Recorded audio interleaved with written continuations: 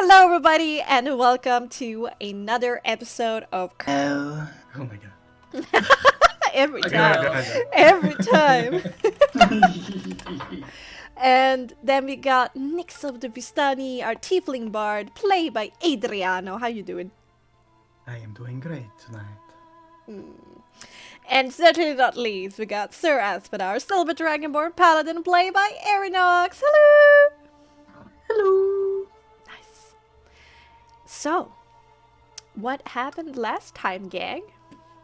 Oof, what didn't happen? But I want to hear. That feels Maybe like we that can is have- all session summaries. Yeah, I know. What didn't happen? What didn't? What didn't? Exactly. Oh, tell me about it. Oh, that's easy. What didn't happen? Harmathia didn't die. Woo! Yeah.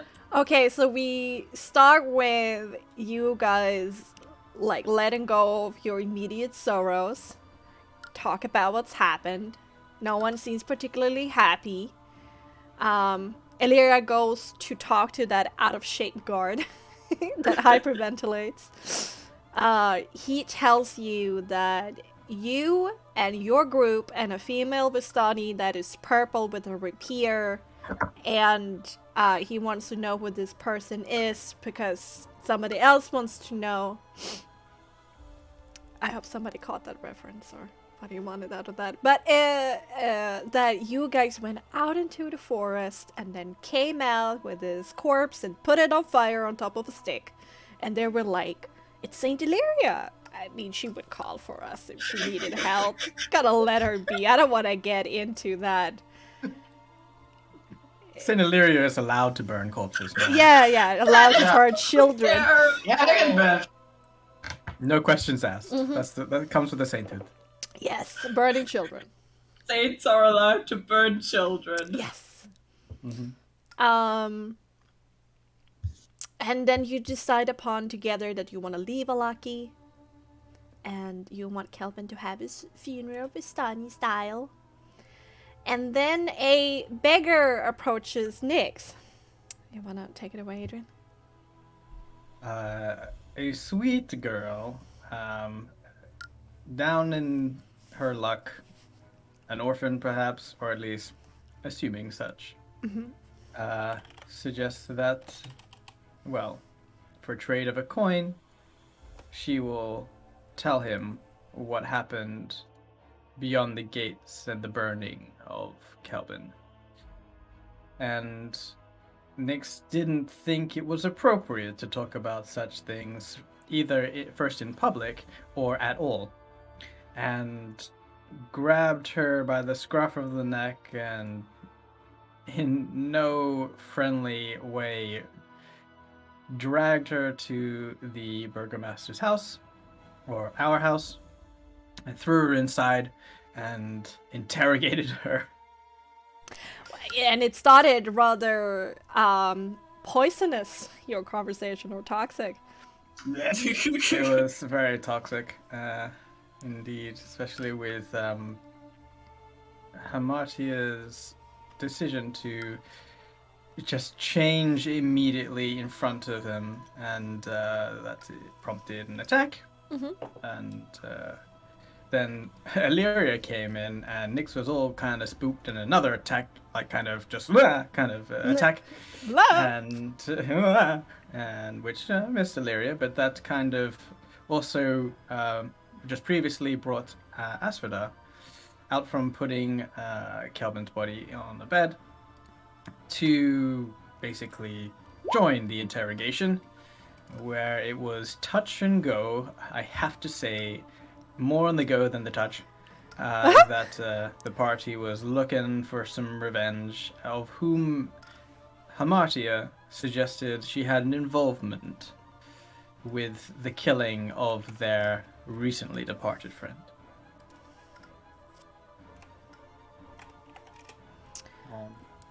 Asphodar decided, okay, well, you're gonna hear about this, and dragged her to where Kelvin's corpse was. Yeah. But before there was some sort of protest, which failed.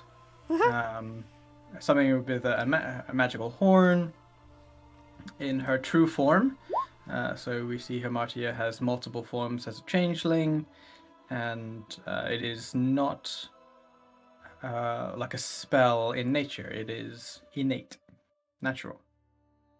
And saying that herself, Hamartia was the daughter of Granny, the hag, whom killed Kelvin and named her as such, as Morgantha. Mother dearest.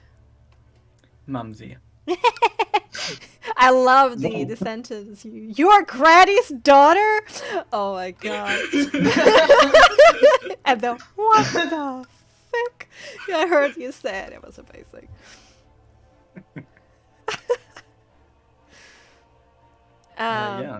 Yeah. Asphodel can continue? Yeah. If she's back. Mom? Okay, now I will continue. Asphodel, like, why do you want to do this? And Hamartia is like, I had a change of heart because of the smell of the burning corpse of Kelvin. And then Asphodel do her little looksy looks. Is she serious? And there's a lot of regret there, but determination to both kill her mother and her sisters and hurting them in the process. And also added on to the end of that saying, once that deed is done, feel free to do with Hamartia as you will. Yeah, right. She said, feel free to put me on a stick. And,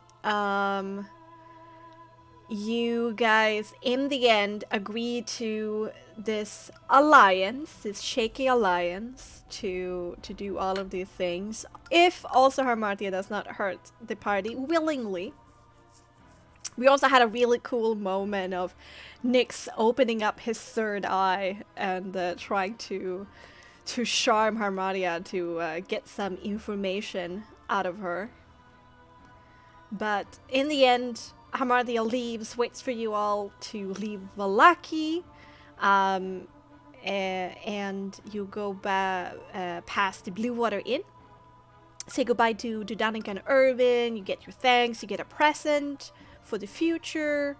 You are told that Victor and Lady Lydia Petrovna are still traveling towards the village of Barovia.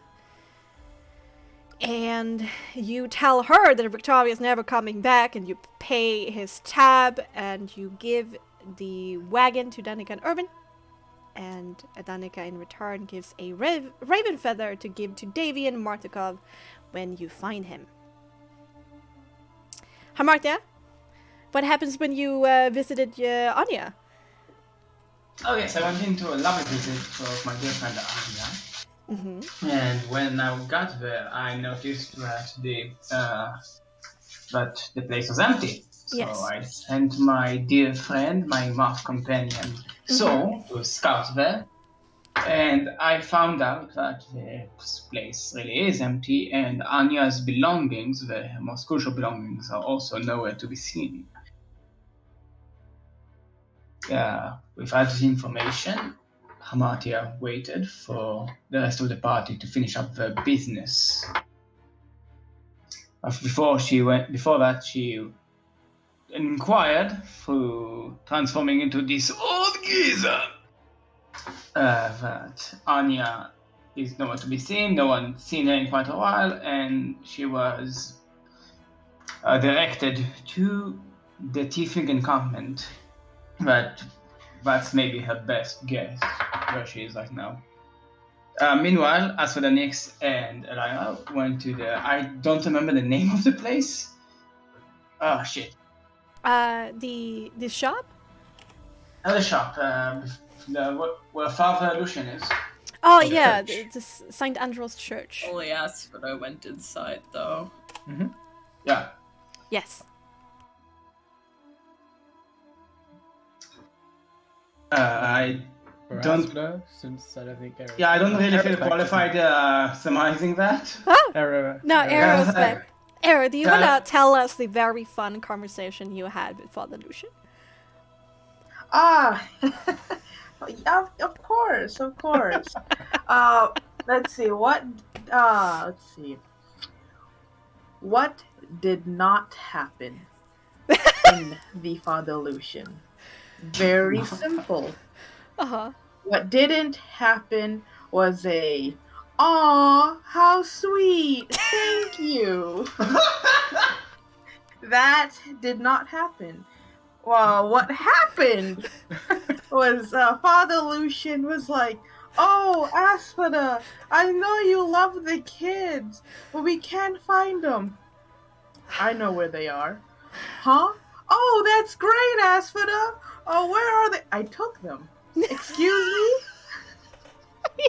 And it derailed from there because Yeah. Asphodel was kind of sick of this place Yeah. and has did what she wanted to do and is going to, leave it at that. Of course, Father Lucian Mm-hmm. was was tired, to probably sleep deprived of two whole days and more worry, week prior or whatever. Mm-hmm. And he went a little bit off. Asphodel didn't mind it, but it was when Lucian said something that Asphodel gave him strength, which is the exact opposite of what Asphodel said. Ah. Asphodel told the man, "You have the strength, go use it." And then now he's flipping it that she gave him strength. She was not happy about that little bit. Maybe just a little like poking, a nudge Mm-hmm. there. But at the end of it, uh, Asphodel told him where he can pick up his kids, Yes. because he is going to adopt a Felix Yes. as well. And he upset that she didn't give him the courtesy of a final goodbye. Asphodel ain't about these final goodbyes. But when she warned him of the granny to not do anything, Whew. he spilled that he has given some children to granny. And after the events prior, Asphodel was like, "Ha, like, don't you dare do that again. The pies are children. Yeah. The pies are children." And he reveals that he has been giving children to Granny because he thought that she was relocating them to parents in different parts of the Valley of Barovia. Yeah, and after Asphodel dropped that truth bomb, Mm-hmm. he leaves them with his own strength to figure out, and leaves without any negative conscience on her mind. Yeah. Yeah. Okay. And then you leave Alaki for good, pick up Hamarti on the way, who is a old man. Oh god, that totally failed. Illyria is introduced to Hamartia's moth familiar called Soul. And she recognizes it for what it is. Hamartia says she's curious about the sun, saying that she'd never felt it. She doesn't know much about the valley, but her specialty is breaking people through her magic. Illyria inquires about mother's milk, which she learns is a poison that is used to kill the children without spoiling the meat, in quotation marks. Illyria also asks about how Martia feels about Strahd, and she says it's like a natural disaster. You cannot hate it, but it's a thing you fear and is omnipresent. And Illyria asks at the end of the session if Hamartia wants to get rid of this storm, of this natural disaster. And Hamartia says that she would do almost anything to be free of it. And that's where we are going to return. Nice. Hada! Hada!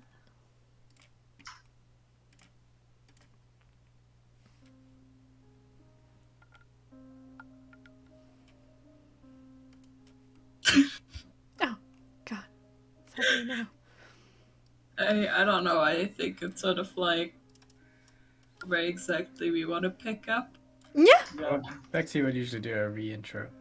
Yeah. Yes. Can bring you back into the moment. All right. The tense conversation between Illyria and Hamartia dies down, as the view of this calm scenery of Lake Sarovich is revealed to you. The gentle breeze ripples the dark surface of the water. It's hypnotizing, reminding you of how consequence can be a cruel mistress, of how murky waves echoing through your journey, inevitably as cascading a fresh wave of torment to you, or friendship. It makes you feel hopeless, for not a moment. Are you in control? Or is there something untouchable that creates dark ripples on your pond? But you shake out of it, bitterly resting your gaze on the damned mists again, who hangs over the lake. They don't care about the breeze, hovering, shrouding the visage of the shore on the other side. In your mind you get jealous of their ability to not care, to not bleed, to not hurt. The temptation is definitely there, but not fully embraced, not by any of you. But what is clear is that the hearts have hardened since you stepped into the mists. For the better, for the worse, and how will you continue to change here at the mercy of this terrible curse? Who can tell but time? The moment of introspection by the sudden flash of beauty fades from your mind, and you return to your present. You have traveled halfway to the Vistani camp. On the way, you course a little bit past the shore of where you're able to see, indeed, the splendor of the lake. Is there something you want to say to each other before you reach your destination?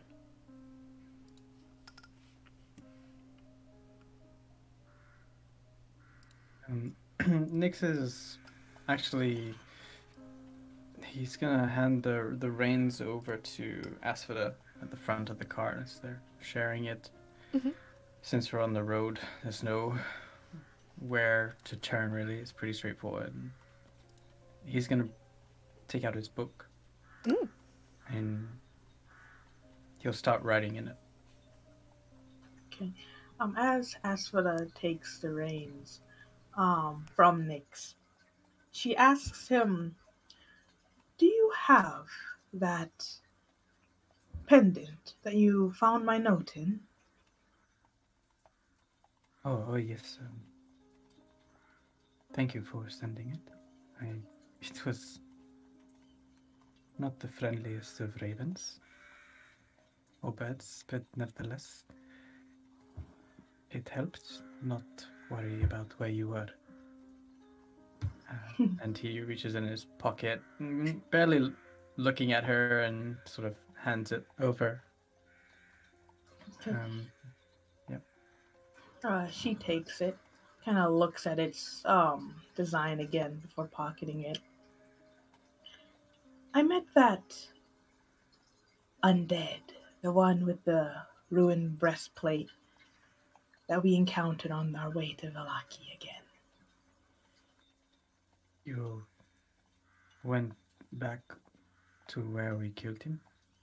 "No, it was on my way, traveling to a quaint little town with Gilly and Lottie and those boys. I sensed him." So someone moved it? I don't understand. We killed him. "No, No? we did, but he's up and about again. Walking. That breastplate is still ruined. Our marks are still there. But he's walking. He's still talking." What? He wasn't angry, per se. We actually had a nice chat. What? We did. We talked. Hey, you. And an undead creature had a chat in the forest. Yes, surprisingly enough. Surprisingly enough, is a damn straight. It seems that he tracked me down only to get this necklace back. I didn't have it on me, of course, it was with you. But I promised to take it to him, down at the dragon statue south of here. Apparently, he was once a part of the Argent Purifiers, which is quite peculiar as to what happened to him and why he's still out and about here. So are you saying, I don't know what you're saying, but I hope you're not saying that every undead creature that we have encountered and killed allegedly is now possible to get up and walk around and I don't think so. I thought about it when we first encountered him. He was the one that attacked one of the undead we were facing first, but we sort of assumed he was part of their group. I don't think that's the case. I think he's a bit special in that regard. special is right to show up whilst we're fighting undead and assuming we wouldn't treat him the same. Yes, Exactly. very, very special, quote unquote. I did say that to him. That was a fair point. But since it's on the way to Presk, I was hoping that I get the chance to go down to that dragon statue to return this amulet to him. Else, I think he will continuously hunt us down for it. Hunt you down to have a nice chat? That and this necklace. I see. But, how did he find you in the first place? I don't know. I truly don't know how. You just felt him and he was just able to know where you were? I suppose so. I thought it would just be a random undead. Nothing special. Besides coming towards the me while on my guard. You know, watching the campfire and everything. Are But you holding something back, Aswada? such as Well, I don't wish to judge if this is the way, but do all Argent Purifiers kind of know where each other are at all times?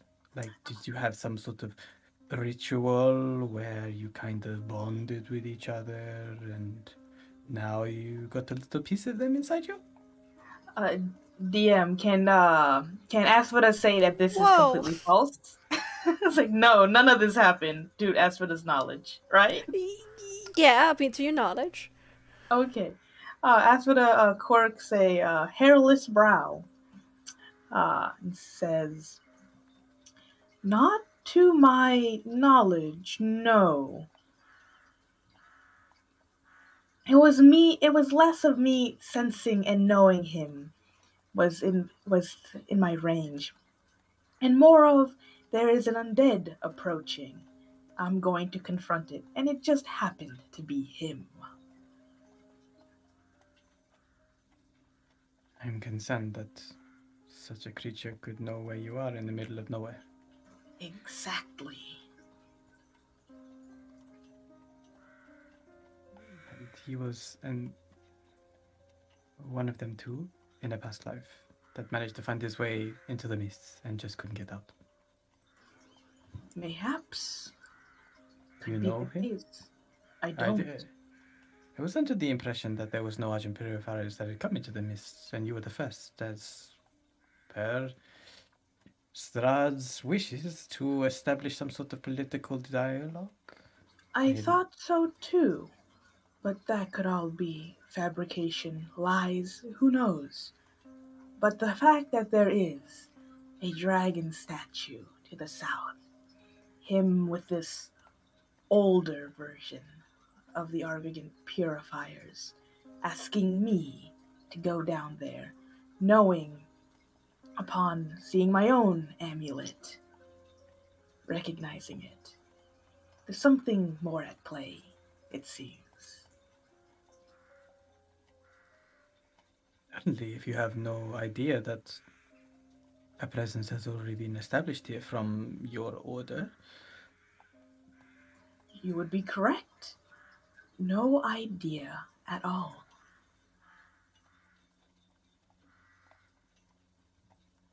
Interesting. Well, if it's no inconvenience to me, really. I can't imagine it would be for Illyria either. If it is west or along the road, we intend to head west anyway, I believe. It's a little hard to place things in order right now. I'm a little bit distracted. But you don't have to worry about me not being on board with you finding out a conspiracy theory from within your own order. What's a little bit of conspiracy between friends? Of course. Regardless of which path we choose, I think it's only steps further into getting stronger. That I can get on board with. Good. But till then, we'll just take a moment of respite in between.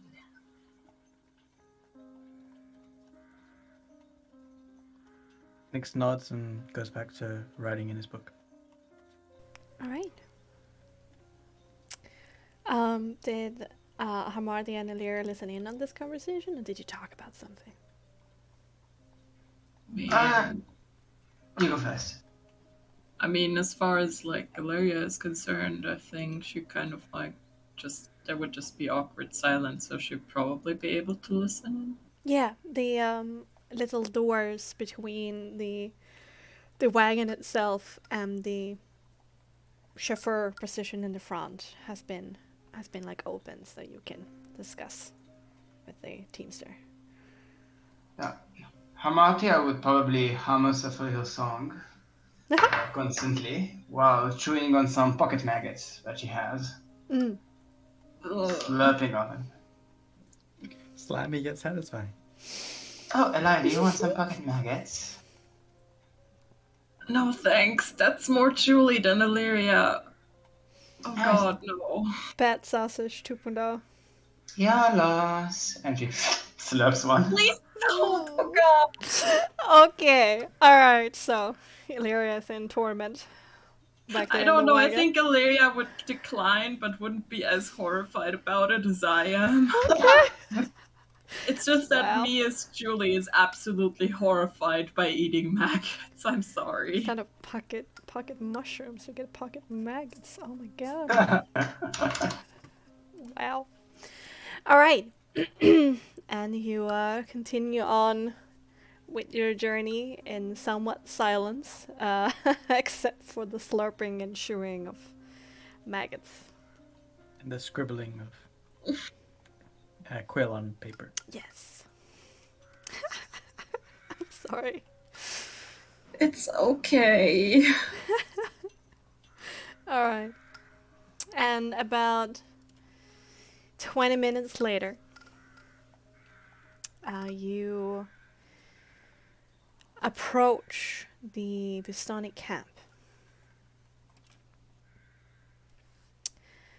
There is a tired, exhausted fear in your hearts as you see several plumes of smoke over the Vistani camp in the distance.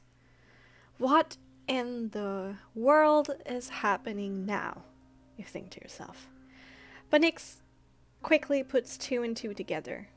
The funeral process of the Vistani is burning their dead, after all. He informs you of this fact. There's a bit of relief rushing through your bodies. But after everything that has happened, you cannot be entirely certain about that, since the universe has not been kind in the first place lately. But as the Vistani camp comes into view between the trees, it is confirmed. Dozens of small wooden platforms on flames, burning Vistani of various sizes and ages, wrapped in their favorite colorful clothing and blankets, dressed in their favorite trinkets. Nyx knows there should be celebration here. Vistani dancing around the fires crazily, drunk and drugged beyond sane.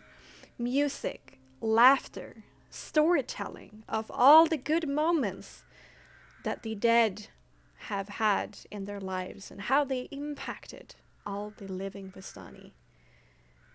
There should be toasts, speeches, trinkets and poems dedicated in their honor. There should be life. Instead, the Vistani are silently standing around the pyres, the light dancing in their crying eyes, silently drinking some purple mash of all things. It is eerie, this silence, in this usually jovial place. But you also see is that all horses and wagons have been brought down from the hill. The tents gone, the horses attached to the wagons. It dawns on you. The Vistani are leaving. What do you want to do? Hey, I want to look for a certain acquaintance of mine here, if you don't mind. So I'll catch you later, if that's fine with you, people. An acquaintance? Yes. Surprise, surprise. I don't know if she's study here, but I can't really know until I find out, how can I? Feel free to spy on me if you wish so, Nyx. I don't have any wish to do that, but it's not like we haven't been here before. Who is your acquaintance? I do not. Well, perhaps you know her. Wow, is that a gunshot shit? What happened? No, What? it was the spark of coal. Oh man, my PTSD shit. Okay. That caught me off guard. I'm sorry, just I was like, in the army, so everything like does a Oh, gunshot for me. I'm My sorry. turn. Yeah. Well, I'm not sure if you know of a certain herbalist named Anya. Your kind as well. We do? Oh, okay, I'm looking for her. So if you don't mind, I'll be off lickety-split. You're going to have to look for her on the pyres, my little creature. What? Why? I'm sure you can figure that out. When? She's the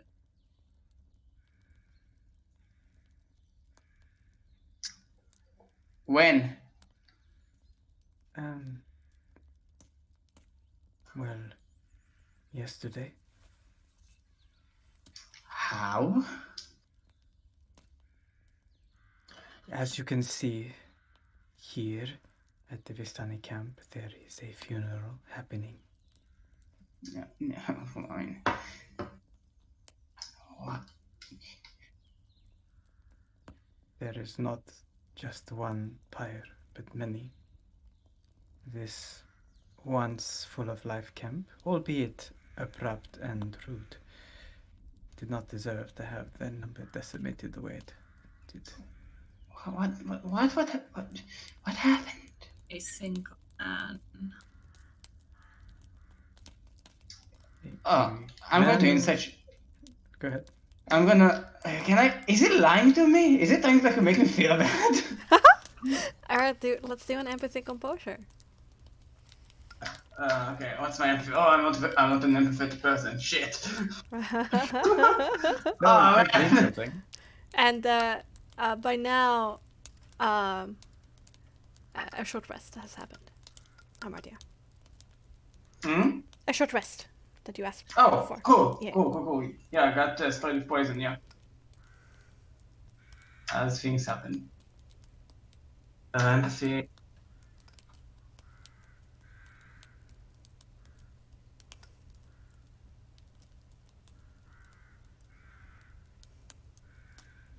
You're not an empathetic person, but you have a +6. I know how to read people. Doesn't mean I'm empathetic.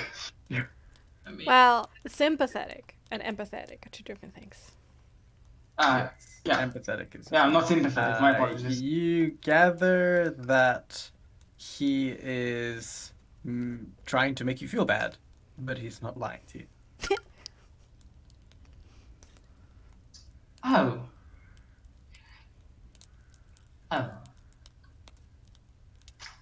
Well, these sort of things happen in life, nothing to fuss over about. Nix turns away with his upper lip curled in disgust. Yeah, Amartya will take a little bit of space and she'll just puke all the little maggots. Oh, okay. Yeah, and lay out tears for 5 to 7 seconds, wipe them from her face, and put her mask back on.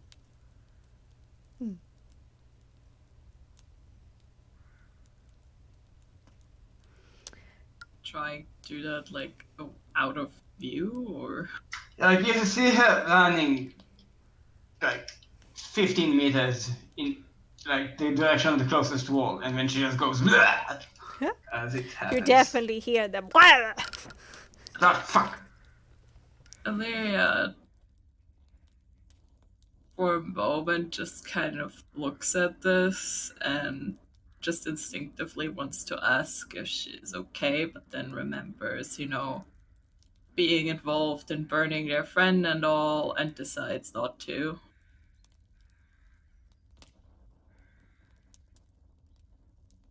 All right. Nix kind of well, he turns to Aswada and says, I think it would be worthwhile bring your wagon up to the top of the hill.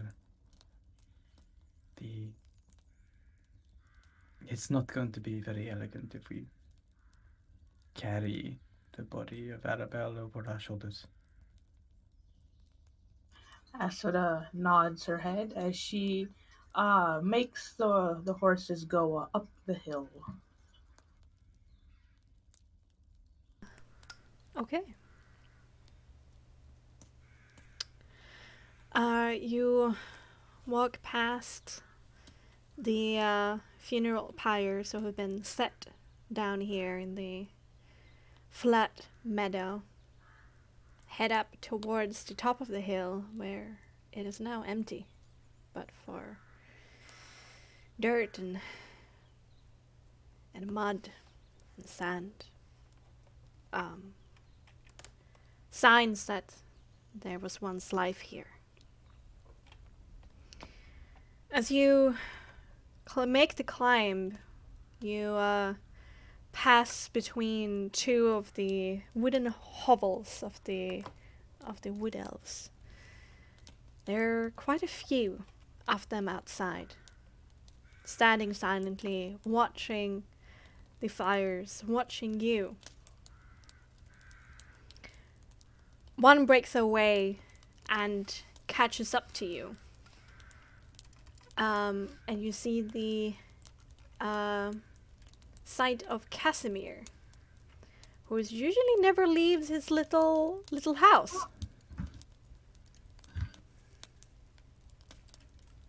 Aspha doesn't stop the wagon, but she certainly acknowledges him, slows it down, just a little bit. Illyria, I assume, is like also kind of like coming along. Yeah, So yeah. she'll greet him in Elvish. He greets you back. Have you stepped out of the wagon, or are you like I would poking your assume head that, out on the back? No, I think Illyria would step out. This wagon's still moving. Yeah, So- Yeah. slowly. Yeah. Really? I mean, are we all still in the wagon? I would have kind of figured that we sort of like got out for a moment. You decide. You can get out. It's not going very fast. Yeah, No. you can certainly like hop Yeah, off. I don't know why I thought Illyria was kind of like sort of walking along. But you could have after- done that from the beginning.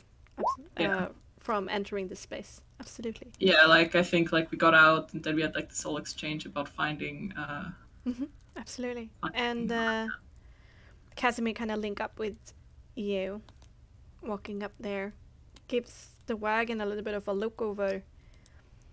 I see that you have exchanged your wagon. yes. Davio's traveling wonders. It's secondhand. Ah. Listen.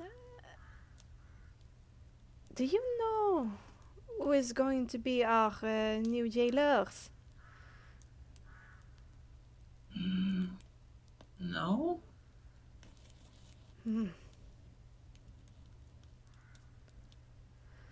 Well, it's disconcerting.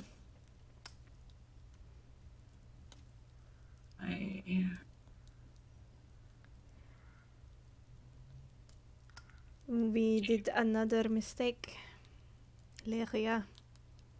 We didn't step in to protect our jailers. And now when they are leaving, there's something worse coming.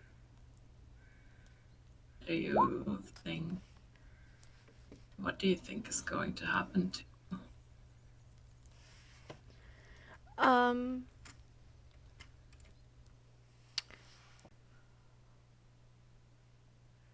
I don't know, but I am pretty sure that we are getting less freedom. So, if you ever want help getting to that place we talked about, then you better talk to your friend. Or, what's the right terminology? Bust me out. Just a friendly warning.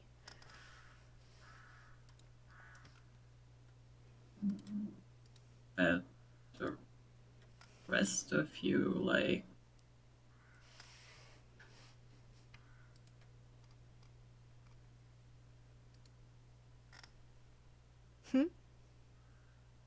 I didn't hear I'm what you said. What did you Oh, say? so what about the rest of you? What about them?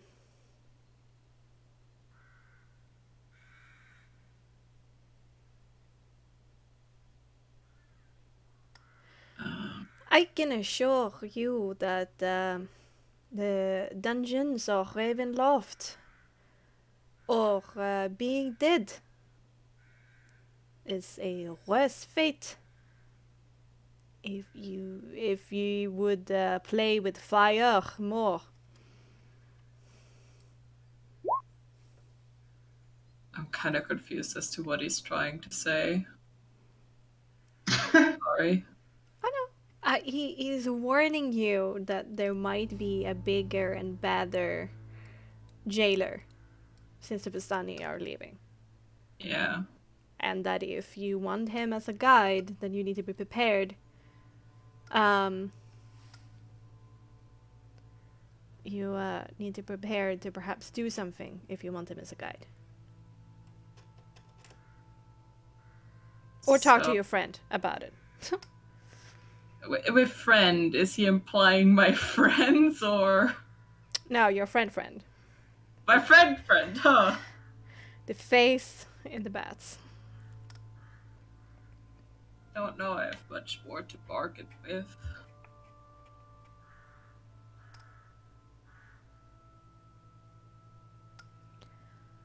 And he nods grimly at you and kind of footsteps slows down and it comes to a stop as you're about to round the top of the hill. He has said his piece, and after watching you for a little bit, he simply turns and walks back to his people. I mean, Illyria is like not just like continue walking after that. Ah, you stopped and had this conversation with him. Yeah. No, he nods grimly and then walks back to his people. Illyria is like kind of like going after him. I can still try.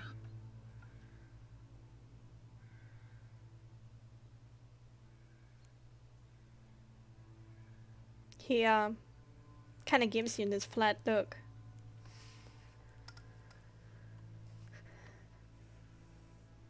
I don't know if it will matter,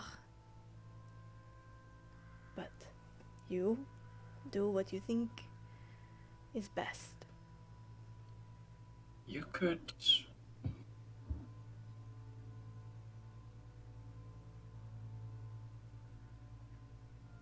I don't know.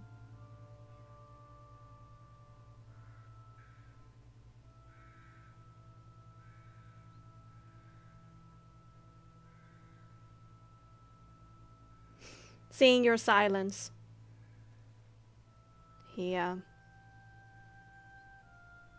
continues walking, leaves you there. Kind of like starts making our way back up the hill. Mhm.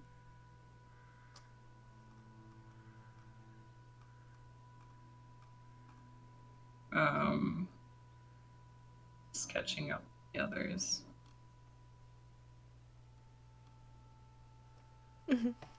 Alright. And you guys reach the... There are still Vistani around. They're just getting ready to leave, right?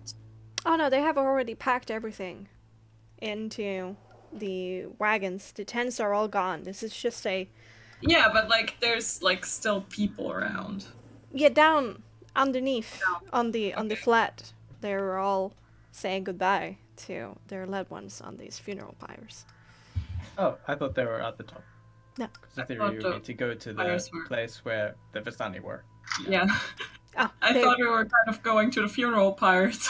Yeah, I thought they were at the top of the hill. Because that's what you said. Yeah, I said everything had been removed and then around there. Yeah. Okay, but Wait, okay, so- okay, I was okay. confused. Then Wait, so we'll be going to the funeral pyres. alright. It's just like on the Which side are of the at road. the top of the hills. Oh, it's on the movie. And Confused. No, it's not on top of the hills. Nothing is still up there but dirt and sand. Everything has been Oh, okay. moved down from it. Jesus alive. And you have several funeral pyres on this flat land on both sides of the road. Okay. Then go to the funeral pyres where the Vistani are. Because like, the whole point was to Yes. deliver the body rather Yeah. than Yes. go all the way to the hill and then carry it all the way down. Next.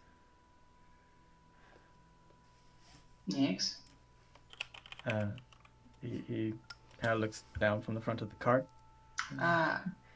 It's a weird question coming from me, but is there any way to give a deceased Vistani some last rites, some last honor? How do you bless their death? Well, not that you really deserve the honor. I don't. Anya does. And for Anya's sake. Some alcohol if you have it. Something that burns with a sweet smell, perhaps.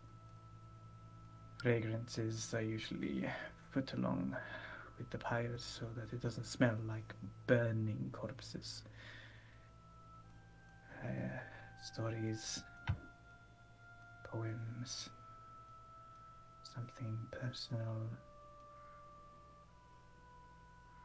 Oh, well then. Thank you.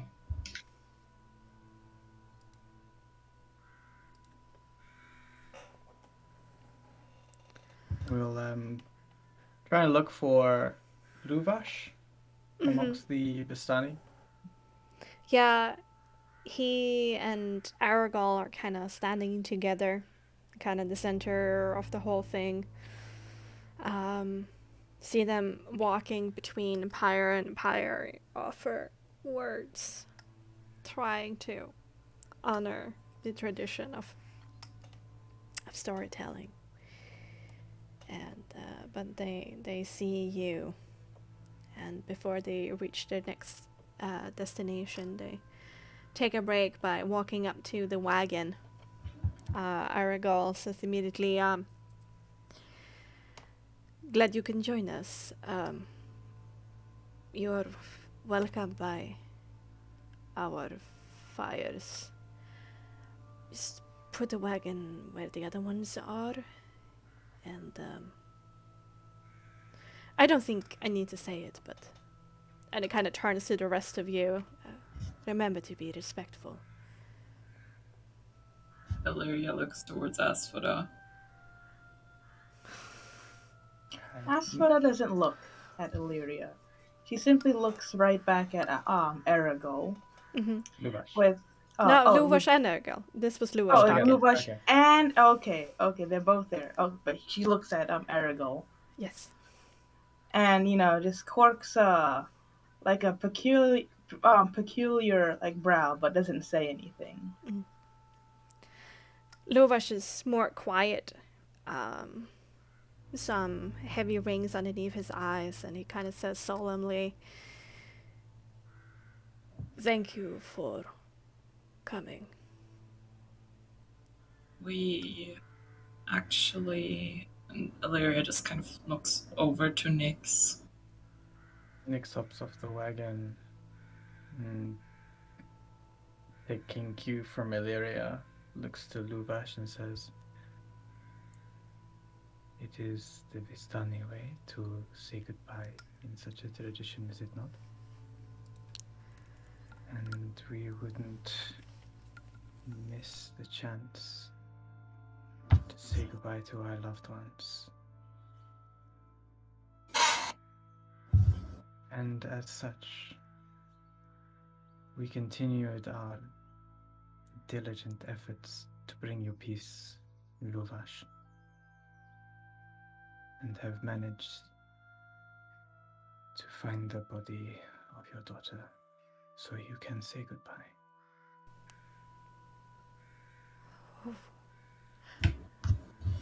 My girl. You found my girl? We did. Asphoda takes the time to park the wagon, hop off of it, and gesture for him to follow her to the back of the wagon. Oh, yeah, he's on you. Tip and toe, kind of become a little bit obsessed. And revealing where it's stored, and gesturing to the covered body. She turns away without a word. With trembling hands and with a gentleness that feels weird, considering such a big and burly man that he is. He lifts the small corpse into his arms and kind of unveils the face so he can look at it to confirm who it is. And when he stares into his daughter's face, he immediately falls down on his knees, hugging her tightly to her, to himself, rocking back and forth. My God! Oh no! What have they done to you? Oh, my little girl!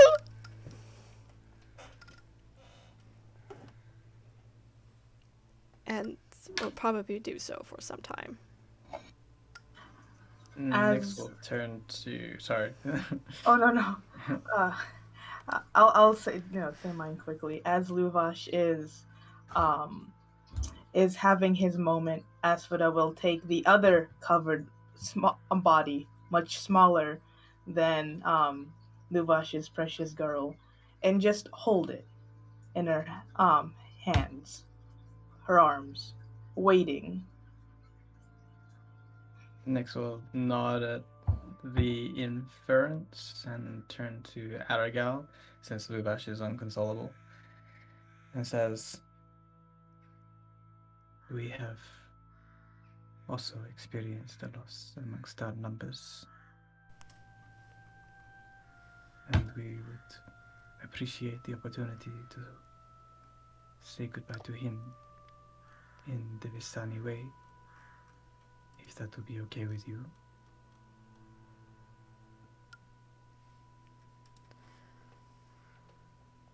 Who has died? Asks Aragal. The gnome, my friend. His eyes kind of widen, and he says,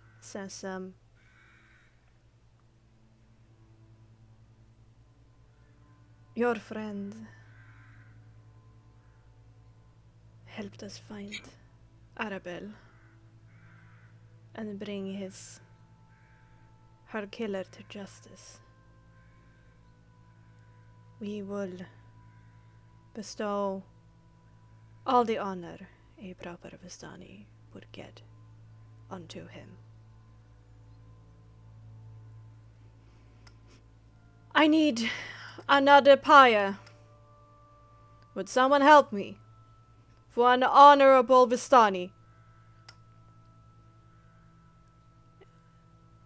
And we also need a proper pyre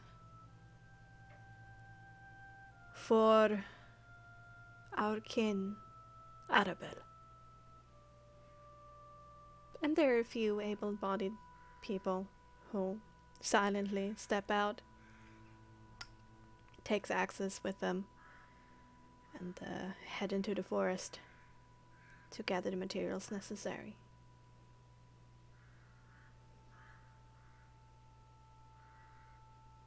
I'd do so as well.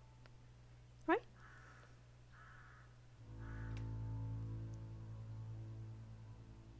Illyria will stay back. Mm-hmm. And Asphoda will help. She'll literally, because her Kelvin is so small and she's so large. She just kind of has his body, just keeps carrying the body in one arm and just picks up smaller needs for a pyre in the other. Some branches and twigs and stuff like that. Mm-hmm.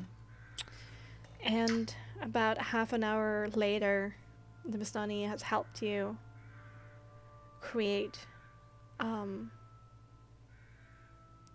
2 beds of wood big enough for 2 children.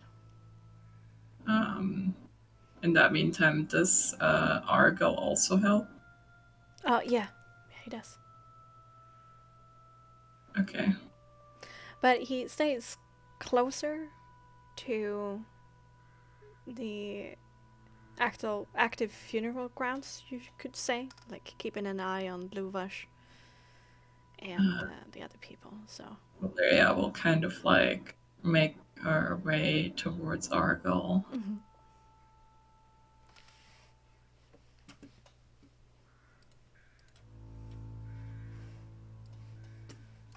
he nods to you as he picks up a twig. I know right now isn't the time, but as you seem to be preparing to leave, can I ask you something?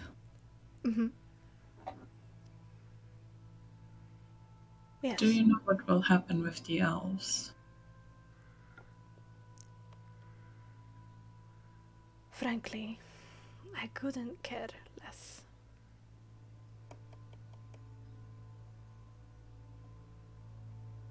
I told the truth to the prince.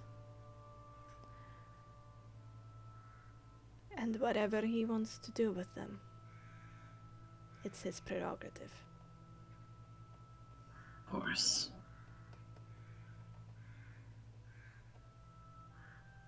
They didn't lift a single finger to help us. They just sat in their hovels or stared as a massacre was unfolding before their eyes.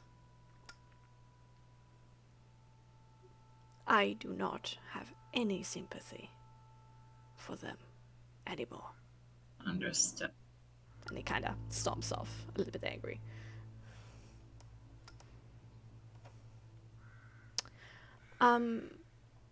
As Aeronox, Sambastani, and Adrian, or Nyx is out in the woods, finding twigs and branches and stuff like that. Hamartia, you go between the pyres. Do you look like your not your true form, but your normal form that you show yourself in, or do you? Yeah, I'm approachable. Your normal form. Yeah. Okay. There's some people who gives you strange looks. First recognition, and then they're like stepping away from you. But eventually you do find a pyre where nobody is standing around and mourning. Where a body is burning with skin too milky white to be a tiefling of what you recognize to be Anya. Hello. Seems like I got you in a weird time. Here you are. Is there anything, like anything decorative left there? Anything to honor her, like Nyx described to me? There is a pile of like a backpack kind of just leaned against the pyre. Do I recognize it? Not necessarily the backpack, but if you open it up, you do see clothing that Anya in the past has worn. But there's nothing of value here. It seems to have been some kind of cloth that she's been covered in, but whatever supplies she brought with her doesn't seem to be here. Well, look at that. All of that talk of Istani kinship, and here you are. Alone. Outcast. They really do know how to be hypocritical, don't they? Well, I don't really know what's happening with me. I have this weird, quite little feeling in my belly. It stings, and I don't know what to do with it. You were the only one who was ever kind to me. And here you are burning like carbon. Maybe it's fate, maybe it's the universe telling me to whiz off, maybe. I don't know what, but you deserved better. You did. And I'm sorry, but I was unable to do anything. Like always. But I will give you this last honor. Yes, you deserve it. You were the only person who showed me any kindness. So I'll start by giving you this, and I rummage through my backpack, my hastily, organized backpack, which I took with me to the burning. And I have a little rag over that I knitted of a character from a fairy tale known as the Knight of Dawn, who is said to rescue Barovia from Strahd one day.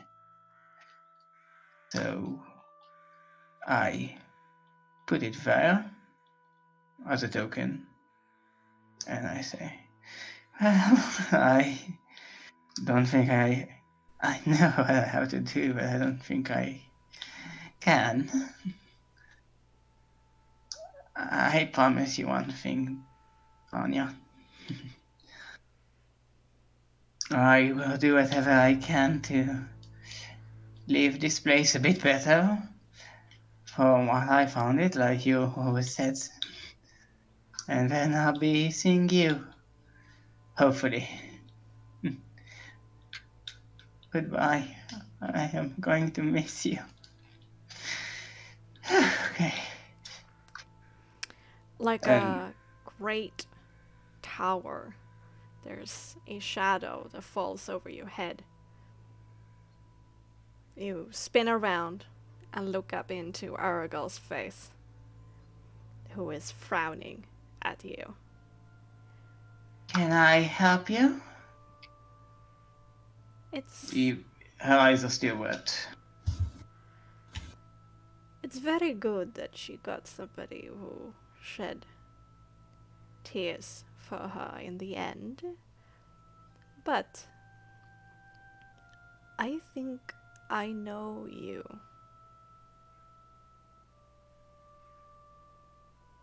That's Martia, is it not? You travel with Granny. Indeed. And now I travel with Nyx and the rest of his merry party.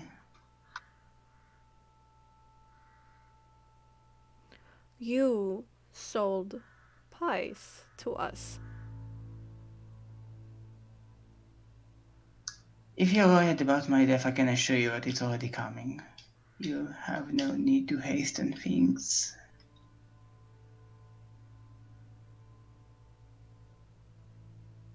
I cannot trust you. No, you can't. Have sold literal children pies to us. Helping that mad woman. You are not welcome among our people. Neither was she. So would you please let me have this moment for the only person that ever showed me kindness, and then I'll be off your grounds. I understand you don't want me here, and that's perfectly fine. But truly, please. He leans in, staring at your face that is still wet with tears, with no sympathy. 5 minutes, girl. Then you will never be in my sight again. And that's a gift. You understand me? Yes, it is a gift to never see your face again. Now would you please leave me? He slaps you. Oh boy. Oh. Well, if you think that's the hardest I've ever took, you are so wrong. I will take no disrespect from you. Child murderer. I never killed a child. I did a lot of bad things, but I never killed. Not that it is a matter to you. So selling the pies and murdering Yeah? the pies are like night and day for you. No. As long as you didn't do it, the act, then it's all fine, huh? Oh, it's so It's all nice of fine. you to act so high and mighty. If you were in my place, you would have done the exact same. So no, I will not have any judgment coming from you. You can hate me, that's fine. I get it. I will die very soon, so you can rejoice in my death and drink your little wine. That's fine. We all do terrible things for survival. But we, the Vistani, we got standards. No, you don't. And Look what he leaves. standards. What a fucking joke. I'm sorry, Anya. I didn't mean to burst out like that. Those little hypocrites are so annoying. I'll stand there silently for 5 minutes. Then transform into a common woman and get the fuck away from her. Alright, go basically back to the forest down the road so you can catch your companions when they come back.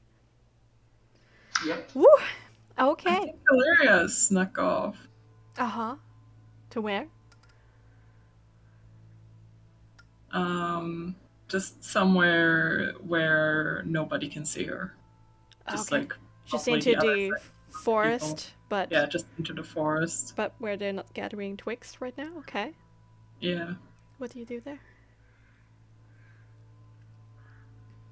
She's just gonna sit down and look at this, obviously the necklace that she got for a little while, contemplating.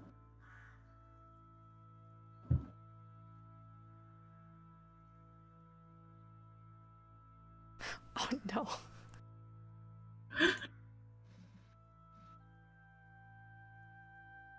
And You stare into that cold red crystallis. yeah, just with this like Crimson ruby. turmoil of emotions, like of not only what's going on right now, but everything that happens over the last few days.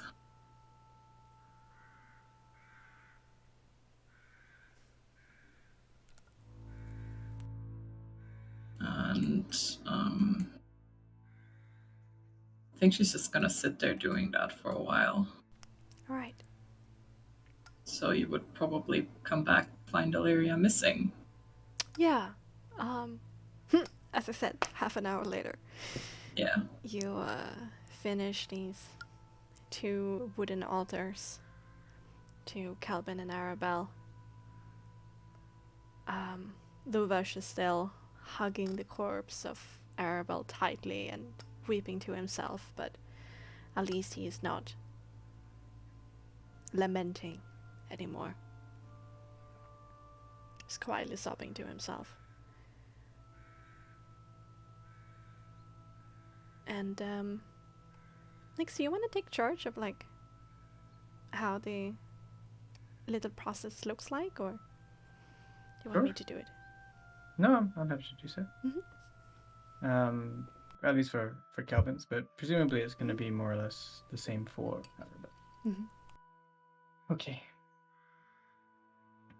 The funeral pyres are erected in a shape that mimics that of the Vistani tents, in a 4-pillar kind of motif with slightly slanting sides, about 4 to 5 foot tall, as best as possible with twigs. And as the bodies are laid upon the dry twigs, a torch is lit and held, waiting for the final messages, songs, poems, items to be bestowed as the last rite of the departed. For Arabelle, I imagine many more flowers and laces and such, and sweet-smelling herbs and spices are placed on her linen-covered body. And as Nick stands by holding a torch, she briefly looks around and sees Asphodel standing there. She placed the body of Kelvin on the pyre, and with a slightly furrowed brow looks for Illyria. Doesn't spot her. I don't think so, no. Okay. Alright. He has a sorrowful look and withdrawn cheeks and kind of tired-looking eyes, and he takes a brief moment to rummage in his bag and produce the mushrooms. They were always a sign of who Kelvin really was. And place them on his chest. And then, standing back, he brings out his book and recites a short poem that he has written.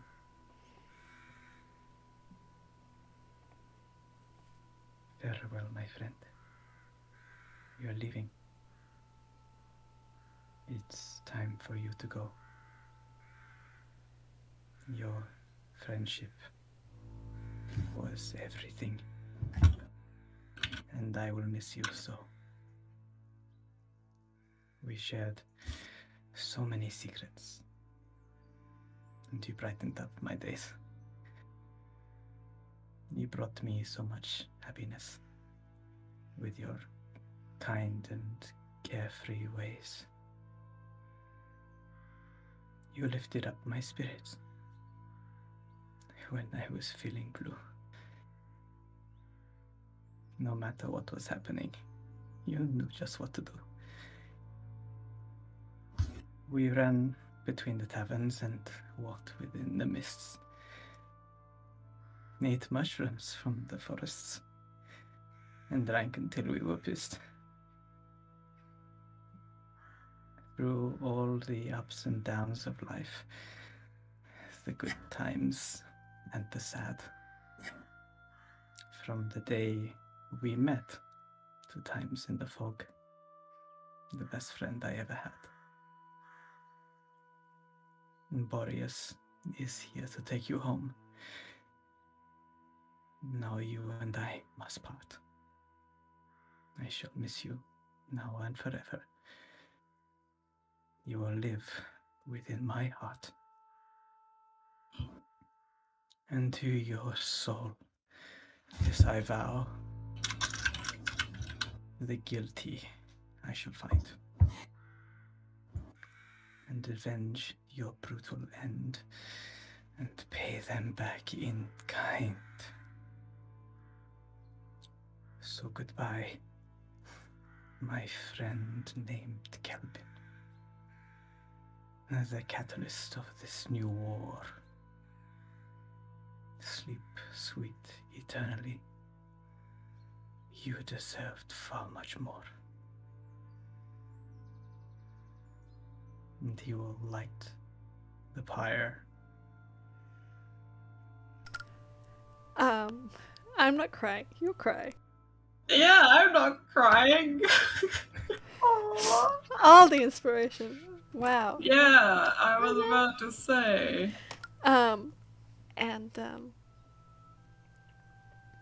You light the pyre. Takes a while until the fire takes, but in the end, For a second time, Calvin is engulfed in flames.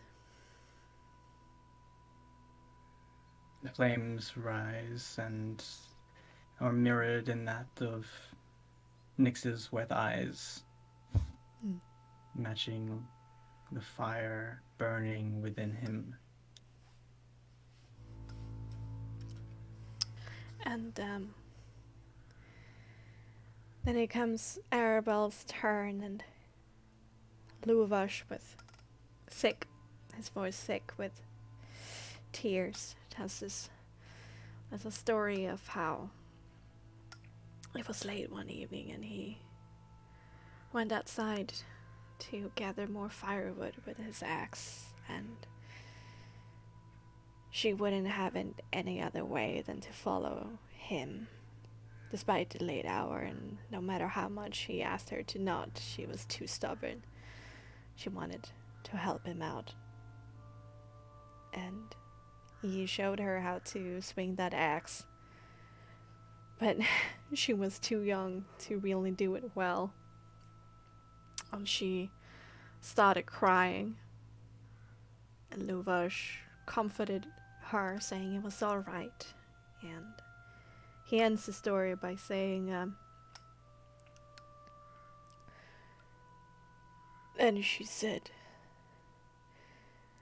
I want to be stronger than you, Dad.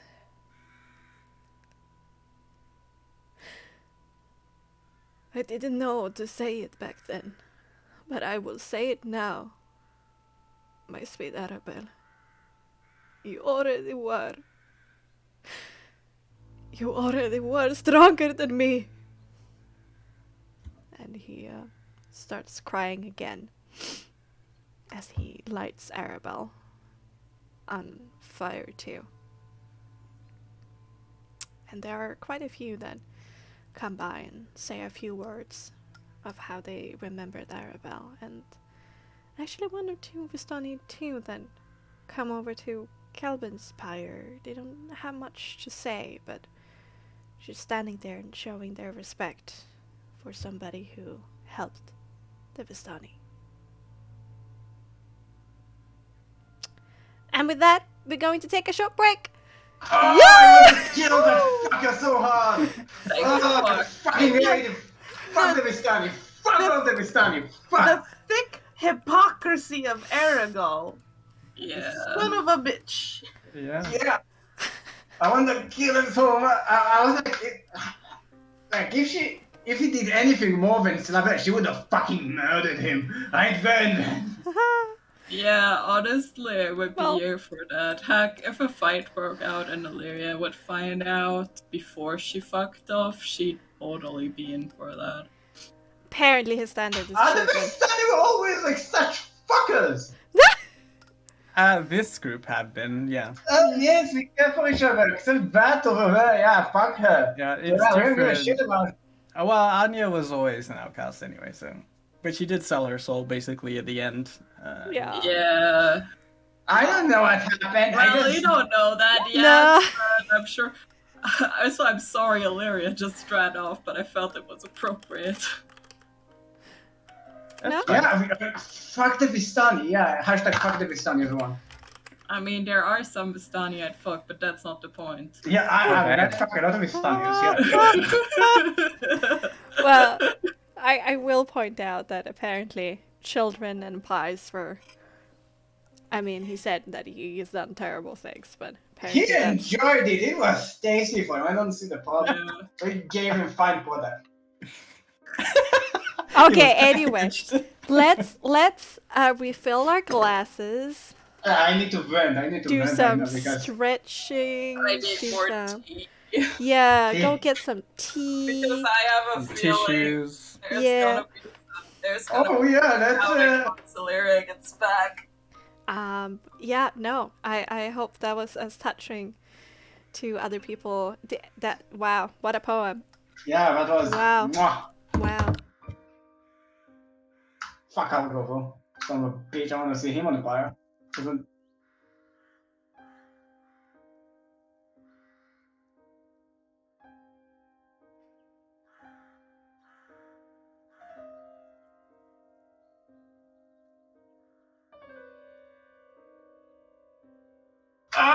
Stania is such. Oh man, am I racist right now? I fucking. Ah.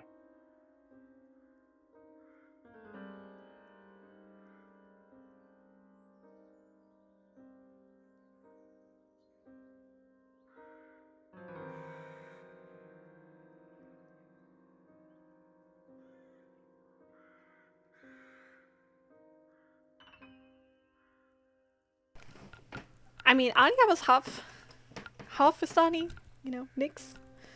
Yeah, like, oh yes, we have this community and everyone's part of the community unless your father's mother is not part of the community, then fuck you. I mean, by the way, good job. Good fucking job, because that legitimately pissed me off. Not only like Amartya, but me. Thank you. I guess. Yeah.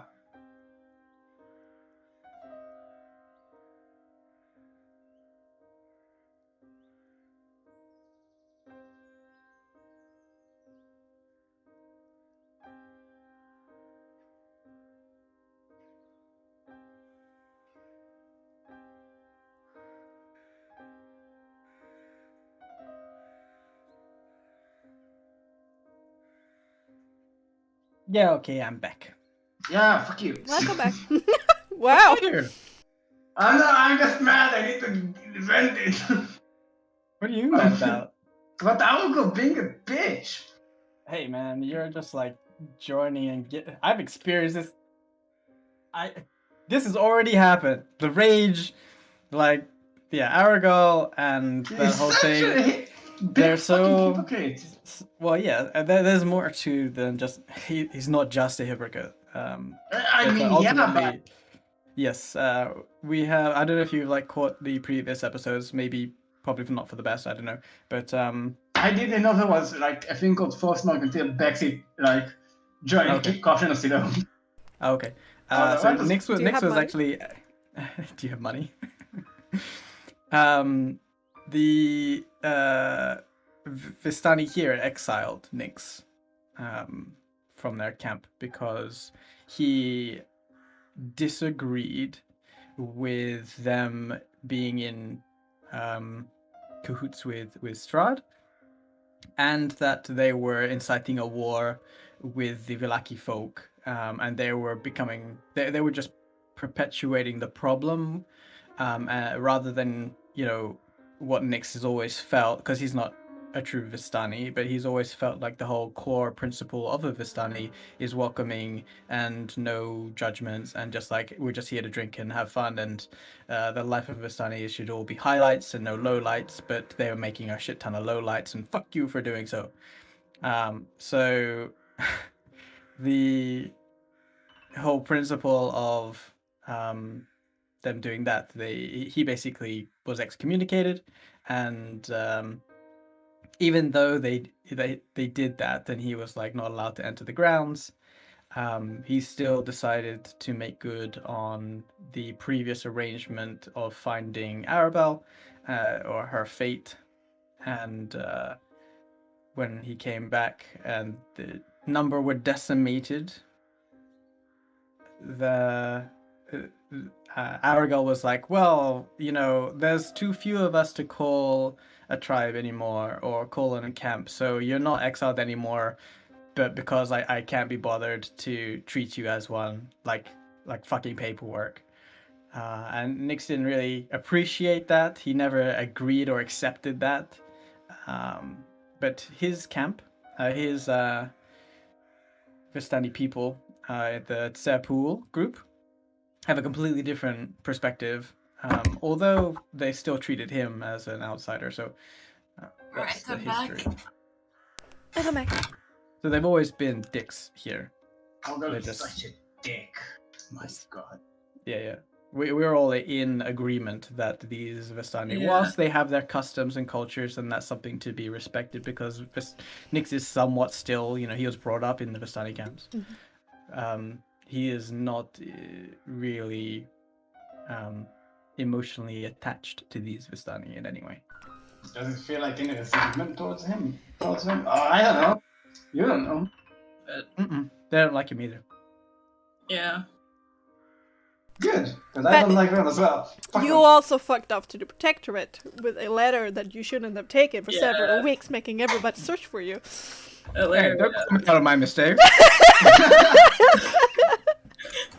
But historically, they're all dicks. Yeah. This camp is exceptionally dickish. Welcome to Camp Douchebag. I'm Ogle, Chief Pity. Douchebag. I mean, Pit is pretty nice.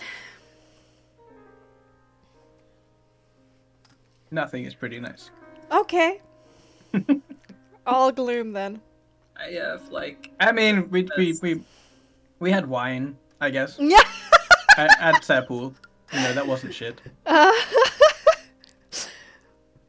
Madame Eva until she exploded. yeah, then she Yeah. exploded. Yeah, but then We Nick shouldn't- chose to. There's a Yeah. lot of things, Cookie, for you to learn. Yeah. So many Yeah. things. No campaign, who this? Yeah. Yeah. And whether or not mean, you'll to be survive fair- to learn it. Yeah, it's also like every time you join a campaign late, it's just like, so wait, what is going on? Yeah, I mean, why are you being such a dick? Yeah. I mean, you can see me mourning over someone, you're like, ah, yeah, fuck you. Yeah, fuck you back. hmm Well, we did tell them that Granny did Yeah. bake children pies, I and also- if they knew that you were associated with her, Yeah. Okay, fine. I mean, I could have just, killed him. And Nobody good. know. reminds me when our other group, right? Like the party told, like, my character is a charlatan, right? Mhm. I'm gonna fuck everything up. And then the party was like, oh yeah, we're kind of wanted in Valaki. And he's like, wait, you guys are wanted? Oh my god. Because I joined that one late too. It's like, Oh my god, are we all wanted? Oh, what a coincidence. Oh my. I mean, he was actually the only person who wasn't wanted because he just hasn't gotten caught yet. Oh man. Okay. I'm sorry, I needed to vent it a bit. No. He really touched the nerve with me. Nah. I don't trigger. know where I'm going with. I don't know where I'm going with Illyria just fucking off, but it felt appropriate. Okay. And now the wolves come and snatch you away. Yeah. What a way to go.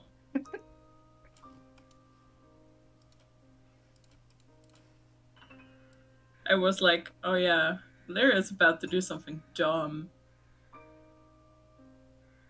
After all of that, she's just gonna give in.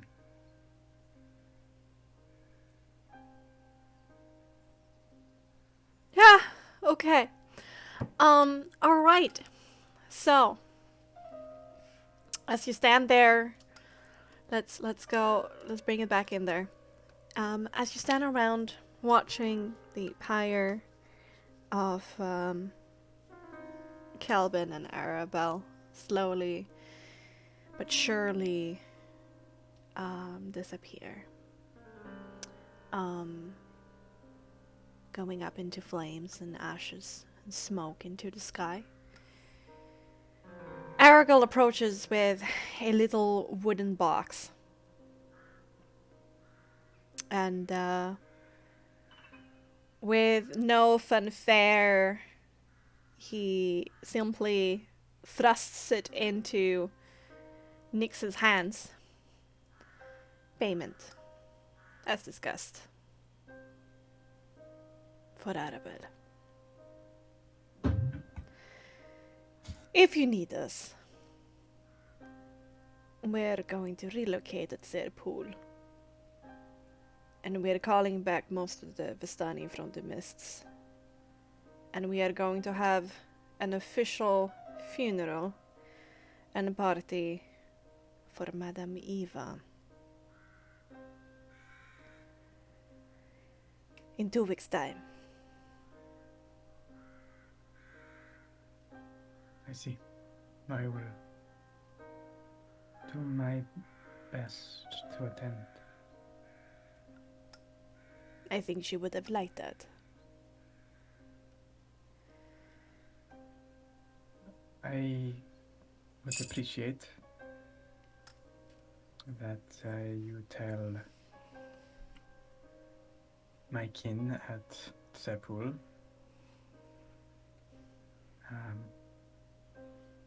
what I have done for you. Not from a perspective of bragging, at least not unless you wish to sing songs with my name. I do not expect you to. But you could tell Renia I'm sorry.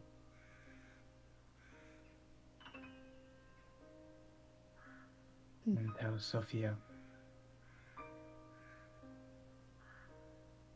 I still right.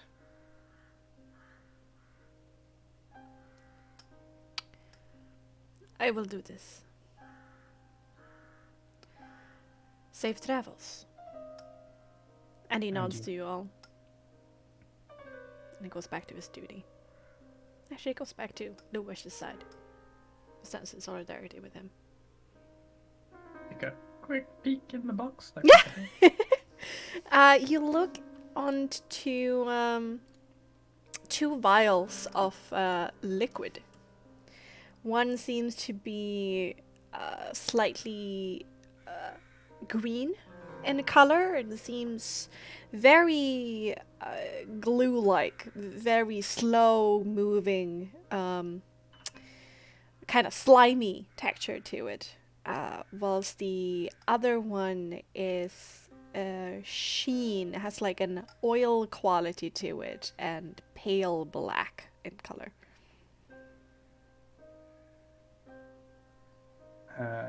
So a gooey green liquid and a shiny, oily black liquid. Yes. I look at them curiously, like, kind of fucking payment is this? Didn't ask for your laundry detergent.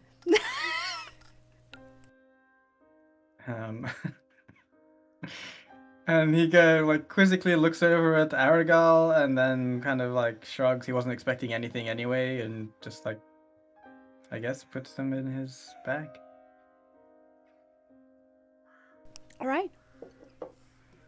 So, anything else we want to do at the camp and at the funeral? As he does that, he looks over to Aspida and says, I was expecting Illyria to be at the send-off for Calvin, but was she too upset?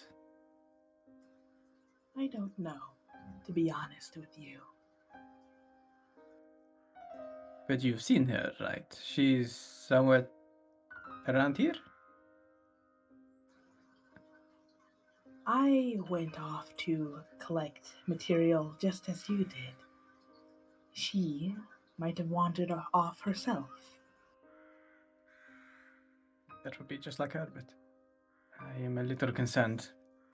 Yes, especially when missing out on a dear friend's send-off.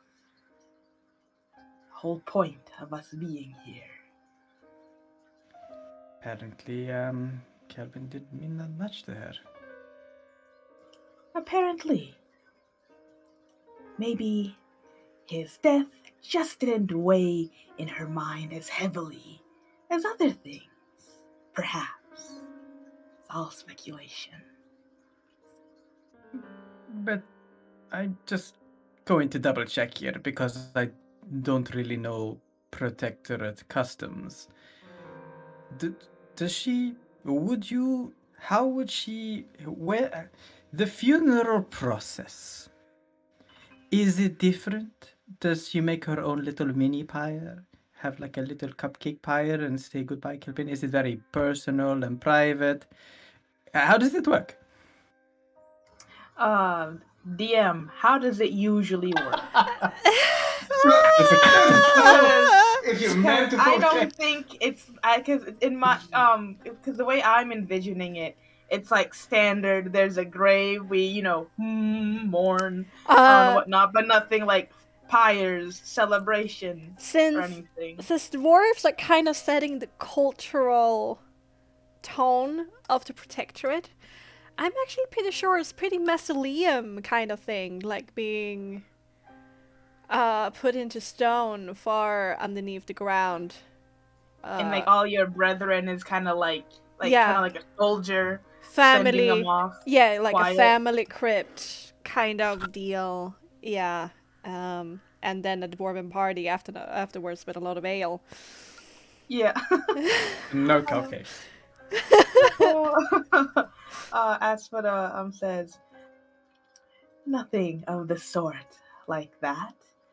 The dwarves sort of set the standard outside when it comes to mourning somebody in the protectorate. It's sorrowful. We have our moment of peace. We don't burn them, but we bury them deep underground, encased in stone. And then after that, there's dwarven ale and partying. Oh, so similar to us, but with locking bodies in a stone box underground. Yes. And we separate the two.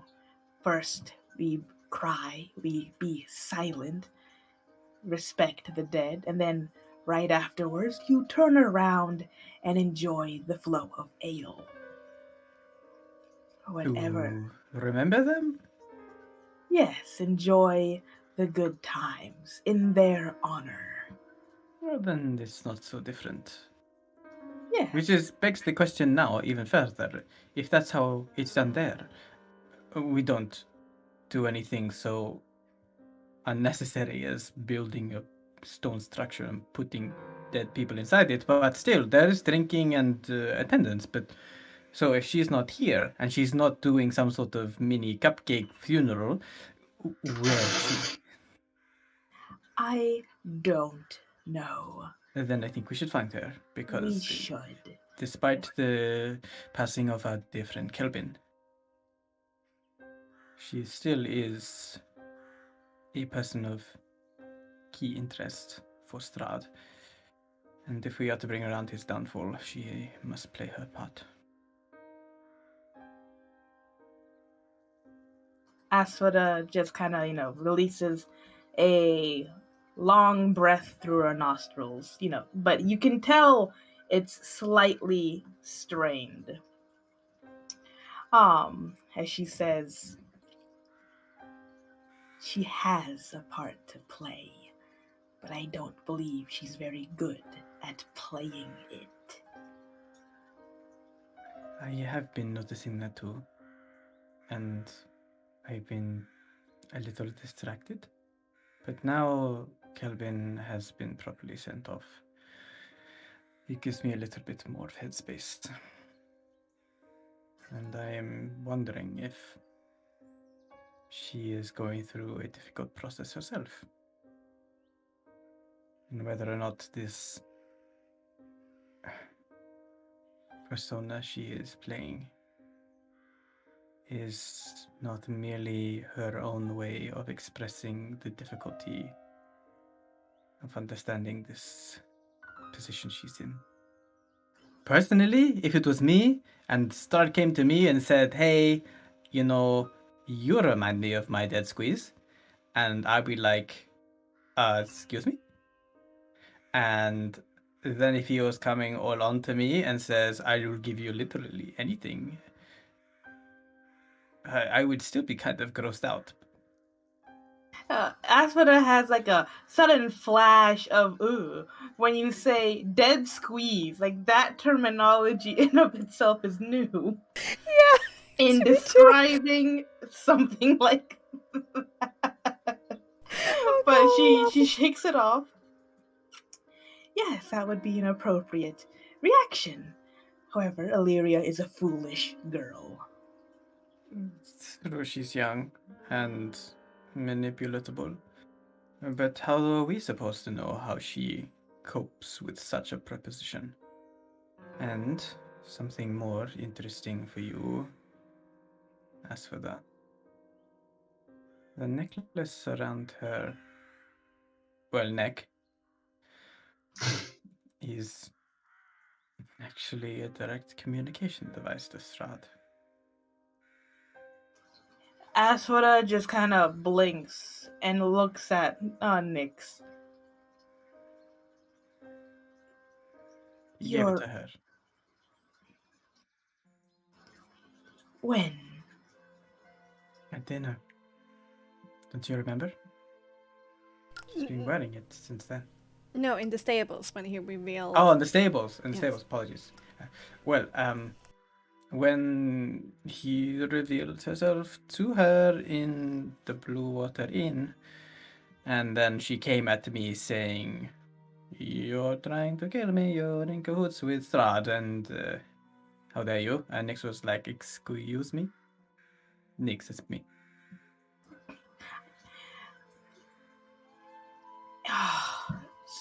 Asphoda just pinches the bridge of her like kind of like between her bridge of her snout, closer to her eyes, and an irritation is starting to visibly grow. Usually she stays calm, but now this is a bit it's piling on her, and she can't help but say, I dear hope that she didn't wander off to communicate, to bargain for whatever it may be further with that vile thing that he calls himself a man, Strahd. Totally transparent with you. In the alley when we gave up Richten, I had to convince her that was what we should do when she was so... Well, her first instinct was to give herself up. So I think we should find her. Asphoda, just her eyes are nearly bulging, and instead of lowering her her craning her neck downwards, instead it's like a swoop from the side. She kind of bends downwards to instead of looking at him like straight on, it's sideways, to really get a good look at Nyx and say,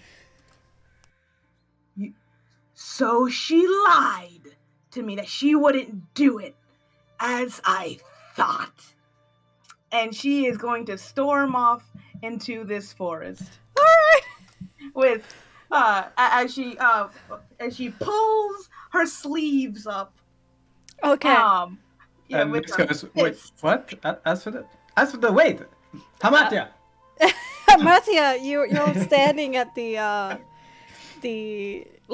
entrance road, still you could see everything that happens, and you can see a Asphoda rolling up her white sleeves of this really nice looking shirt and storming off into the woods.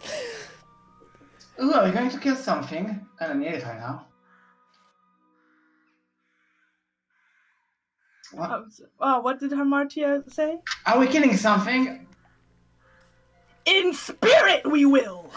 Oh, I can dig that. And I walk with them. Alright. Do you call out? I chase after Asphoda, like, what the fuck?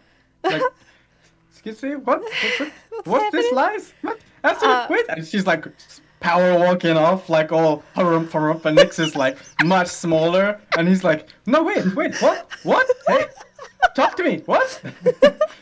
Are you calling out for Illyria in the woods? Oh no, she's not yet, but she's gonna address Nyx first. Okay.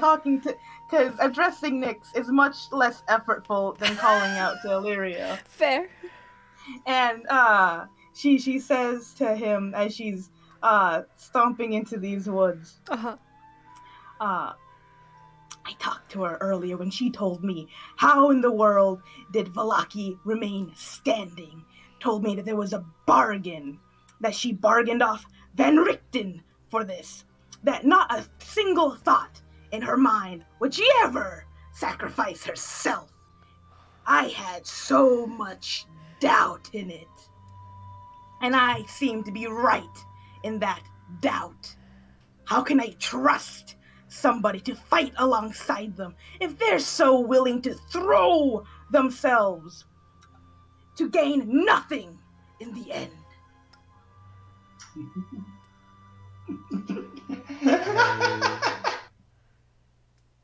Not funny, Hamatia. Oh, please laugh. Please. It makes me feel a lot better that her foolishness is being acknowledged. Did she play you all this time?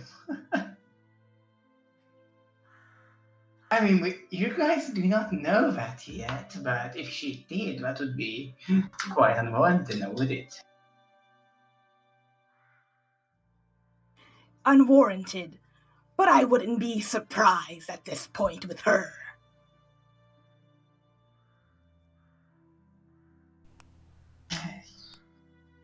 I do not get the impression, as for the before you wring her neck, I did not get the impression that she was thinking she had an option, and she chose herself. I was thinking she didn't see an option, and I don't know if that's just Illyria. You probably know a little bit more better than I, but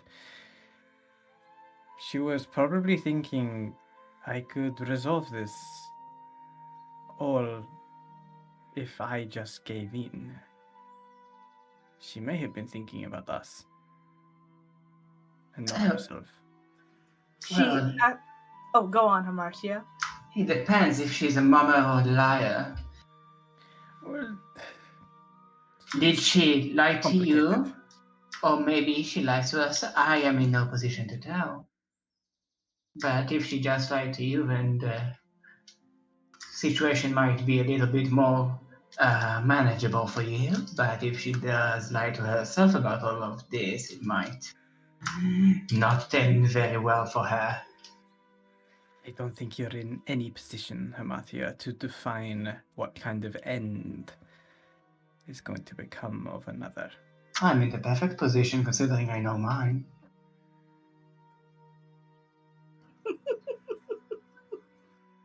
Nix goes, kind of like the whole meme of like, you're about to interject, but then he's like, no, she's right. Damn. Asphodel just kind of like scoffs. But yeah, she saw that. She saw that. Nix can't talk his way out of that one. Hamartia got him with that. Anyway, we do need her, so let's go on our merry way and make sure she doesn't do anything too stupid. And Asphodel begins to, look around and take for stopping suddenly in her tracks and kind of close her eyes, sniff the air a bit to do her primeval awareness for that one rando humanoid in these forests. Oh god, you're gonna be searching for a road? I am going to send Soul to scout for her. Oh. Well, no problem. Between Soul going through the Come on, woods. somebody, go! Go and bring me ahead. Just kidding. Watch me, I'm going. Bye, sweetie. Bye. And eventually you do find Illyria just on the other side of the camp, slightly in the forest, sitting on a stump. And Illyria, you hear voices and footsteps marching and stomping behind you. Oh, okay. So, yeah, she's not too far into the forest is what I was saying, but I was muted. Sad. And she's just kind of sitting there. She has put away the necklace for quite some time at this point, just kind of sitting there. Mm-hmm. And when she hears Asphodel approaching, she just kind of sighs All right, and indeed, coming in view in between the trees is the shape of Valeria sitting on a stump. She just kind of like turns over to look towards Asphoda. Mhm. The others. Slightly out of breath, following her. Asphoda begins with a very strained and low voice. Mhm. You missed Kelvin's send-off.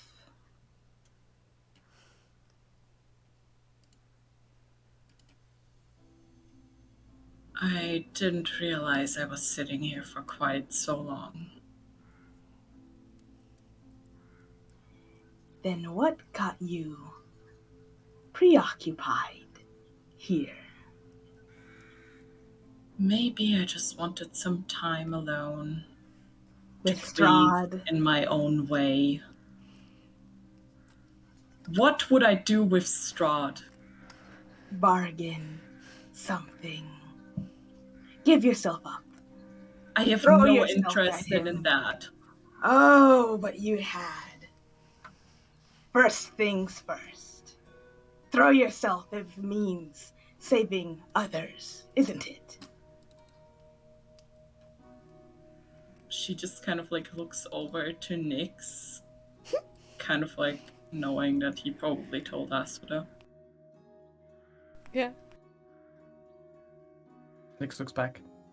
The idea crossed my mind, but I wouldn't do it. You wouldn't do it. He had to convince you not to do it.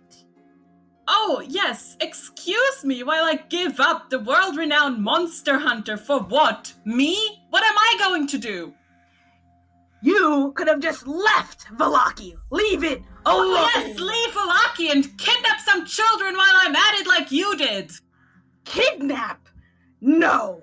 I saw my loss, and I left. I did not force them to go.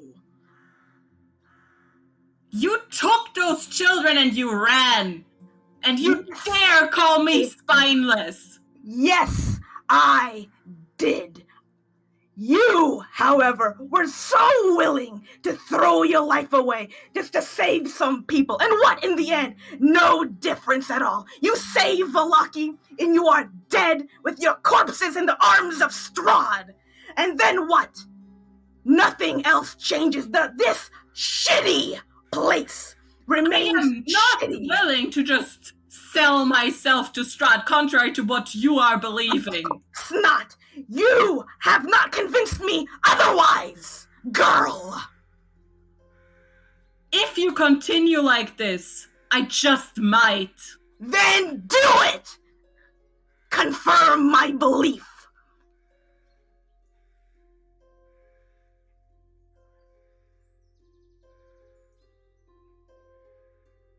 Alira is gonna walk off. Yeah? Yeah. Okay. Just randomly into the forest? Yeah. Okay. Leave the situation. Would you mind if I follow her? Go ahead. Thank you, Sarah, for that. I'll be here quite shortly. You can have Soul in my stead for now. Go on, Soul. Keep them company. Very well. You sit like Cute. this. Yeah. Majestic mouth sitting on you. Both of you. Like You know, good job. Do a good job on that. Calm your throats. Alright. Oh, that's amazing. Sorry. I Popcorn. might not be able to talk tomorrow, it's fine. Okay. Good job. Hands up to you. Fine. Good job. Alright. Good. So we get the tension out of the system. Alright. So Julie, Lyria, you march into the forest, not caring really where you're going or what's around you. All you need to know is that there's a lot of energy in your body, a lot of emotions, and you don't know what to do with it, and it just feels good moving and getting away from the situation. And you're very much lost in your own mind, just stomping away. But then after a while, you become vaguely aware of these small tippy taps of somebody following you. Lyra turns around and looks for whoever might be following her. She knows for a fact it's not Asphoda. Hello. Hey, You wonder if I sit here?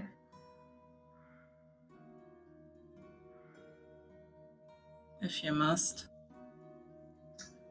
Thank you. I sit down and I check to see that there is no one around us. Like, we're in the middle of a fucking forest, right? I'm going to transform into my natural state. Yeah, alright. Shifting in front of your eyes, Illyria, from this little half-elven girl, you see this ashen skin and ashen hair and those two cat-like eyes of teal and pink. Do you remember what we talked about the tornado? I do. Do you think a tornado cares about what happens? I don't. Then you understand my point.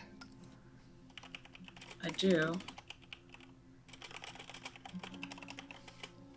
At least I don't really understand you yet. But I do think that these two people will support you if you just consult them a little bit more. No. Asphoda has told me in no uncertain terms that she thinks of me as useless. Doesn't matter what she thinks. And Nick seems very concerned with what I might think, and yet he seems to be undergoing some changes himself.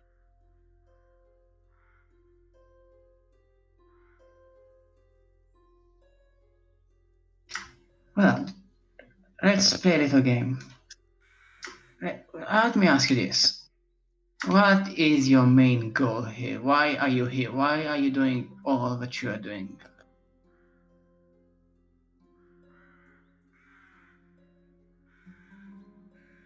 To set this land free. Yes. Would you give your life to set this place free? My life wouldn't. Well, I might die in the process, yes. Let's say that... But I have a feeling that that's not what you're getting at. No. Let's say that I have this dagger right here and I can pierce your heart with it. And when I do, the mist will clear and the sun will shine on Barovia once more. And Sard will be in the middle of a bath with an open window and will burn to death. Would you do it? Not if I only have your word. Of course not. But let's say I was someone more respectable. Even if it was their word, I wouldn't. So, what if it was your God's word for it? I never cared much for gods. Do you think doing whatever that is will stop the tornado? I genuinely just needed some time before coming back. That's Seems I understandable. got lost in thought. I do think for your own safety that you should probably get rid of that necklace. Burn it, smash it, destroy it, doesn't matter how. But the Funny window... that you would say that. I was contemplating throwing it into the woods. Well, here we are, in the woods. And yet, Asphoda seemed very keen on accusing me of throwing away my life. or whatever she thinks I am doing. But aren't we all throwing away our lives here? All of our lives are forfeit. So the question is not if you're going to die or not. The question is what are we going to do beforehand? And you might want to do as much as possible. I do, but I also acknowledge that I'm in a unique position. You are.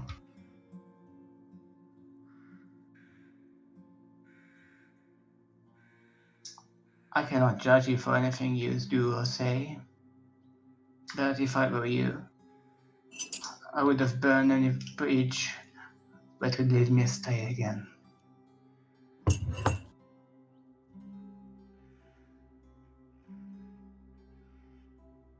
I'll be waiting with the others unless you What want do me you here. think he would do if I were to get rid of this necklace? Do you have any? I don't really know. I'm not in a position to say. But, I mean, I don't think he can just... I don't know how it works exactly, but he doesn't seem to be able to see through it or do anything. At least he hasn't done anything that would imply that. I do not think you're asking yourself the real question. The real question is not what he is going to do if the necklace is there. The question is, what can you do if it is there? Do you take the risk? Do you trust yourself? Do you think you can steal yourself? What happens if Nyx is the next one to die? What happens if someone threatens something very precious to you? Do you think someone can break you into using it? I'm willing to bargain with a monster if I have to, but I won't sign my life away in the process. I'm afraid bargaining with Strahd is bargaining with a tornado. Think on that. Have a nice day, and take good care of yourself. All right. I transform back to my approachable form, and come back. Okay. As you're trudging back to Sol and Asphodel and Nyx, Julie, you're left alone.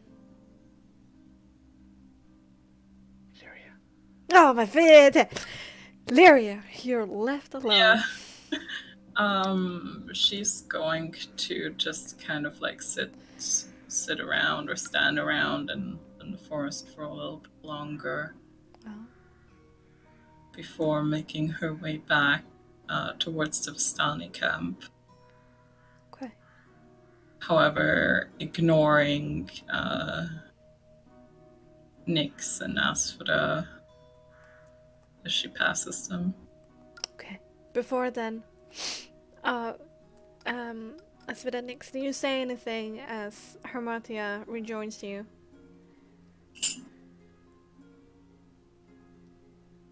I'm kind of thinking that felt good for you, Asphodel. Asphodel just takes in a deep breath and mutters, "It won't feel good till I see that girl actually make a strong decision on her own accord that isn't so foolish. No more talk about, oh, I'll help you in my power.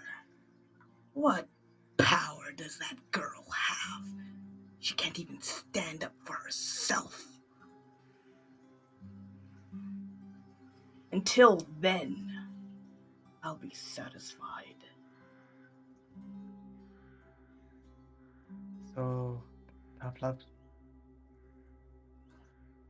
In a sense, yes. You don't become stronger by just being a pushover. You become stronger when you break and you find a way to get yourself back up. I'm curious, Sir Asfada. You both come from the Protectorate, of similar sorts of backgrounds. How is it that you have so easily understood, while she is slow to catch up? How different were your backgrounds?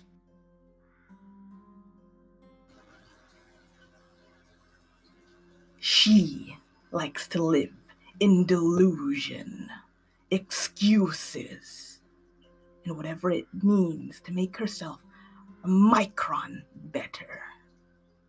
I see it as it is, accept it, and go on, and pave my own path to deny it. One might suggest that that is not essentially, organically understood but learned. So my question for you is, did something happen to you to already experience such a position to make you already understand the importance of action over words when the time comes to it? Yes, I believe I told you. When you see your father thrust upon himself for the exact purpose to have you go to buy you time with his body, you don't have time to live in a delusion. When there is a blizzard outside and staying out too long and being unwise, unprepared, with a little brother in tow,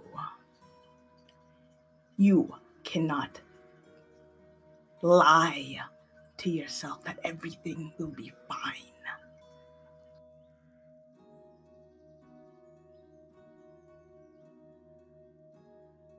I'm sorry, Asfada. Don't be. I've already made peace with that. And I won't stand idly by like her, who needs a strong kick in a direction. Who was there to kick you in that direction, Asfada? Myself. But you had to be in that position to realize you needed kicking, no? Yes, I did.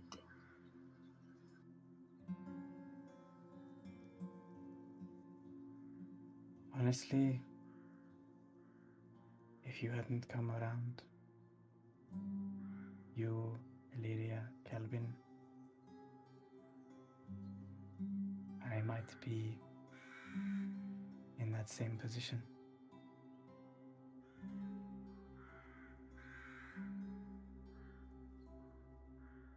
Nobody kicked my butt.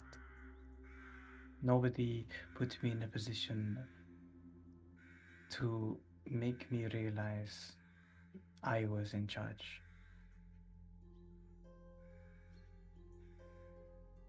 Maybe Illyria doesn't realize that, but I hope she does soon. For her own sake, yes. Not for her sake, for all of our sakes. Aspida releases a heavy breath of mild frost. And that is what angers me the most.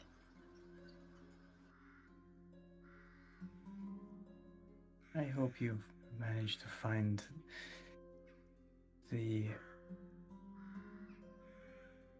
option, the ability, the time to truly convey that to Illyria.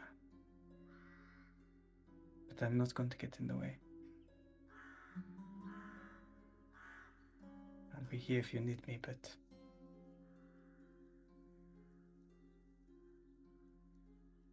again, I'm sorry for what you had to endure by yourself. And he puts his hand on her large claw and casts guidance on her. She looks at the gesture and has a moment of silence before saying, I'm very fortunate to meet somebody like you, Nyx.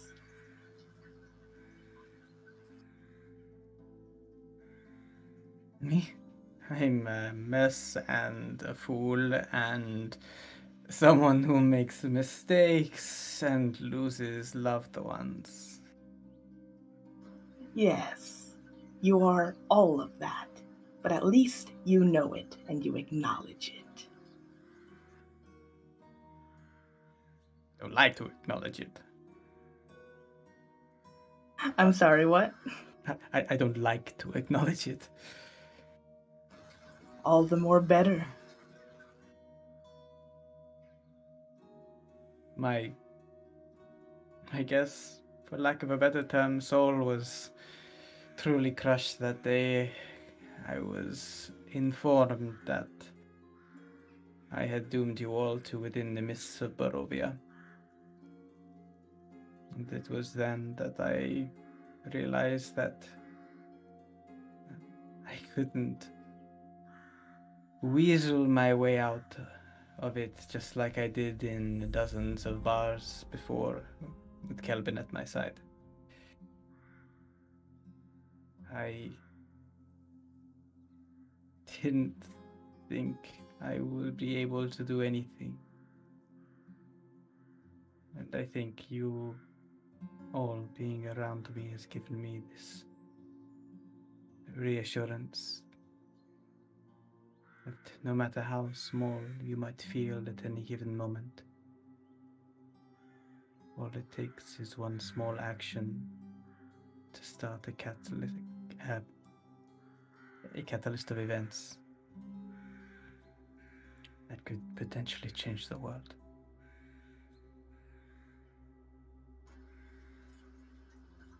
Indeed, it does. And the catalyst has not stopped reacting.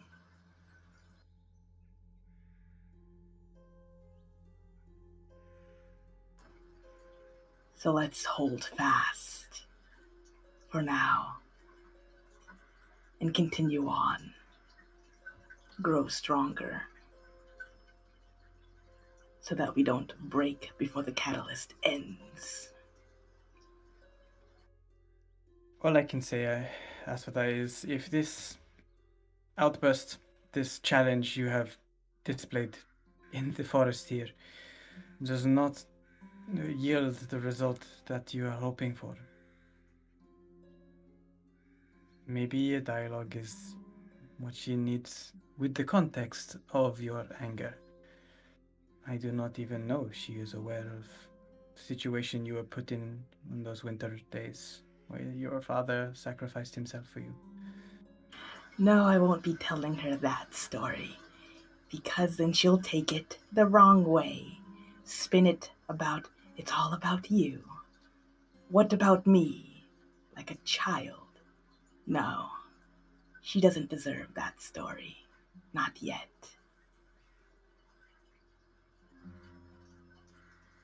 I'm waiting for when she wants to challenge me. Not going to lie here, Aswata, you're slightly intimidating. Exactly. That's when I know she's serious and ready and mature enough to know anything else.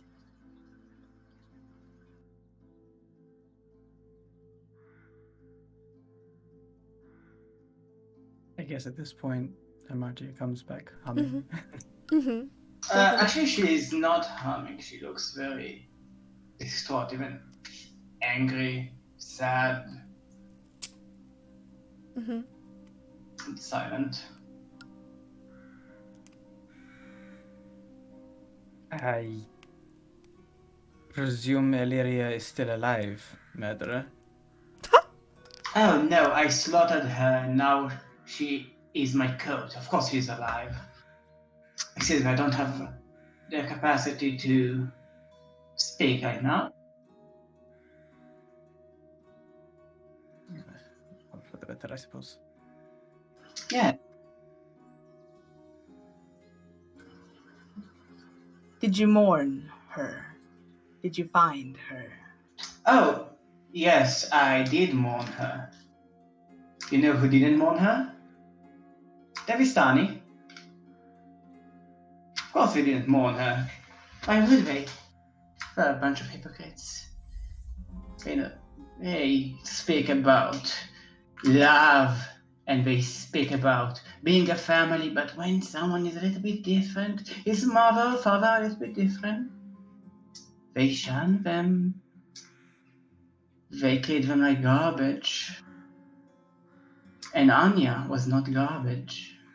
She was a kind person who deserved better from what she got. And now she's dead, with no one to remember her but yours truly.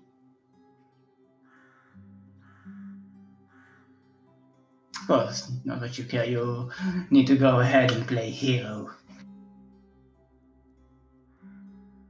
Nyx looks at Hermachia with kind of tell me something I don't know kind of look. Like he knows, like she doesn't know. Or maybe she does know. I don't know if she knows. But nevertheless. She doesn't know about Nyx. Okay. And he looks to be like, hey, but what about me? But then he's like, no, I'm not gonna engage. Just maybe for later.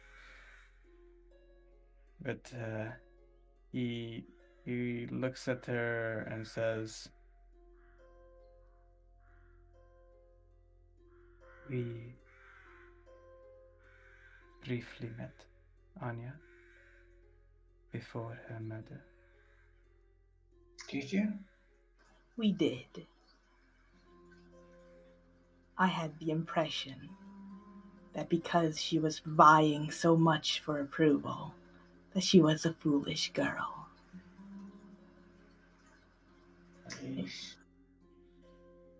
I wouldn't necessarily say foolish, Asvita. I would say desperate. But desperate people make foolish mistakes. Indeed we do. She had a kind soul. I don't know what she did or what she didn't do, and I don't care. I think you might. Oh, how bad can it be? Well, somebody, what was his name? Aragal, promised her that if she were to give him the bones of the church that kept Valaki protected, that he and all his kin would welcome her back to the camp. The moment you say this, the whole face of Amadia contorts into like this slender, almost monstrous and you hear, he did what? You heard me right. He essentially strung her along. And you let him live? I personally don't want to see him breathing. I think him a vile man, a hypocrite. I cannot stand him. How did you let him live? Why is he still walking? We cannot allow for it. She pulls out her knife.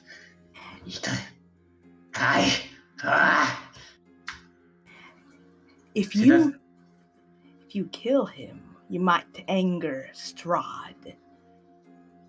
the Vistani, in his perspective, and to my knowledge, is for him to use, which is why he remains standing.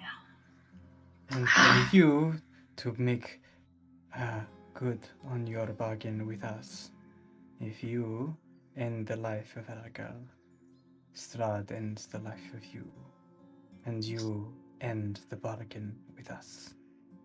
And that we cannot have happen. Loyalist scum. Once I'm finished with Mother Dearest, I'll make sure he suffers of death so painful that he will scream for mercy, but there will be none.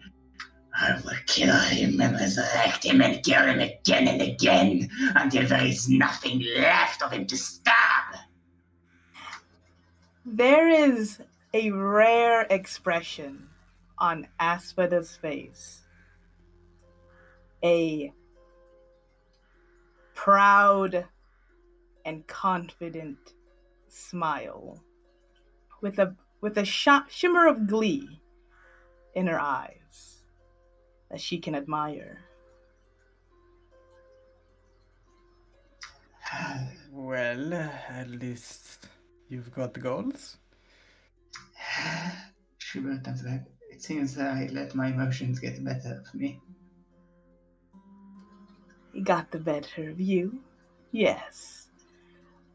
But you showed me that you do have a spine, that you know what you want, and you will do whatever it takes to attain that goal in the stead of somebody else.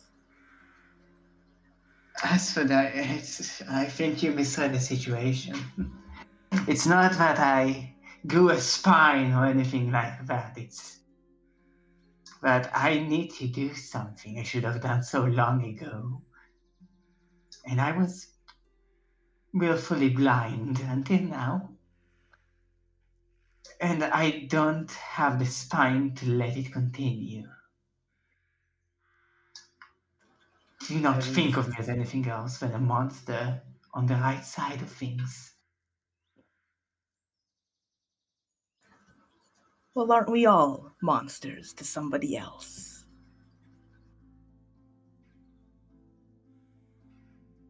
Well, we do need to get stronger to kill Mother Dearest, I guess. I mean, she is quite strong. Indeed. And we need a Lyra for that as well, I'm afraid, even though she is currently having a little crisis of identity or faith or whatever you might call it. Listen, Aragal is going to a place where we know he is. And I know where that location is, just like I can get there no matter how gloomy it is.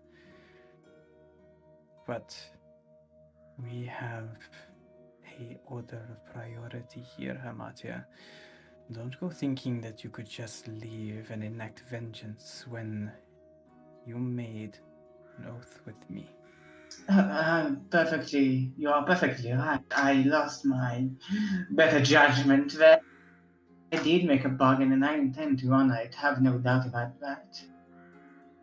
What the fuck? Can Nix look at her just real quick and try and figure out where, if there is a touch of schizophrenia or multiple personality going on inside her? Ooh, interesting. What would that be? Let's do Medicine and cunning? Yeah, definitely. If you want to go more on the medical side of things, then medicine cunning. If you want to go more on like less empathy. I mean, technically a little bit, but I guess it's more of a hey. See the are symptoms. Are you broken? Yeah. Okay, then definitely. Medicine cutting, putting the evidence you have into a theory.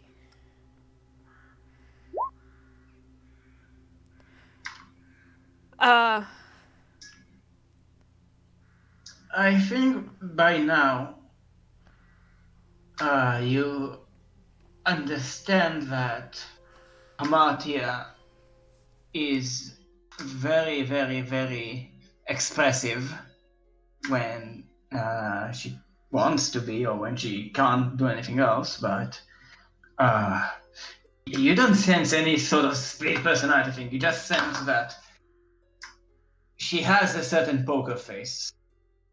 And sometimes It breaks when she gets angry. Gotcha. when she's in an emotional storm like these past few days, so she can't really control her emotions, so it's nothing like, ooh, yes, I'm nice about it. Oh, I'm bad about it.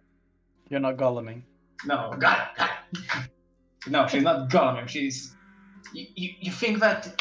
You kind of guess by now that the smooth talking Hamartia is probably an act. It's how she wants to present herself to people. You don't have a ring. I mean, I have a maggot ring.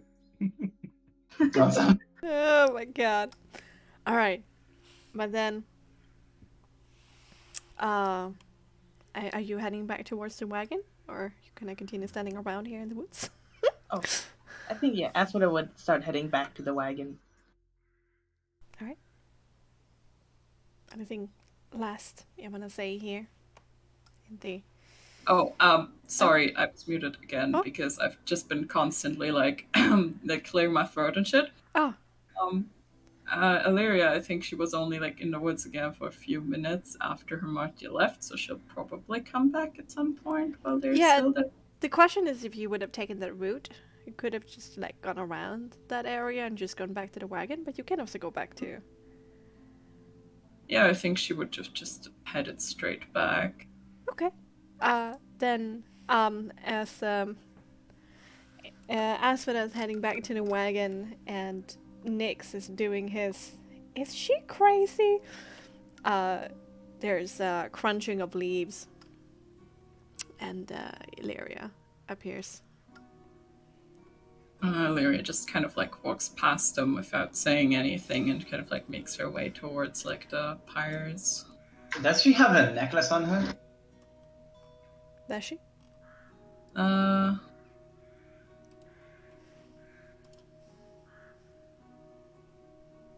think it's like depending on what type of necklace it is, like It's a golden chain with a pendant. like how long is the chain? It's that kind of chain that is about 32-34 centimeters. As in, pretty close to your neck, but it has a little bit of hang. Yeah.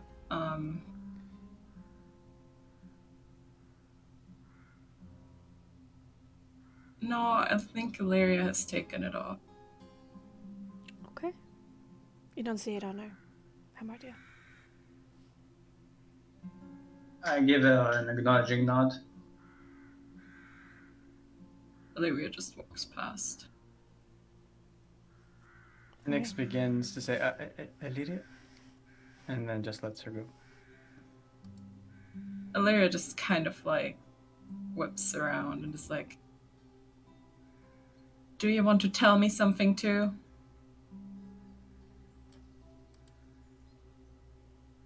I'm glad you came back.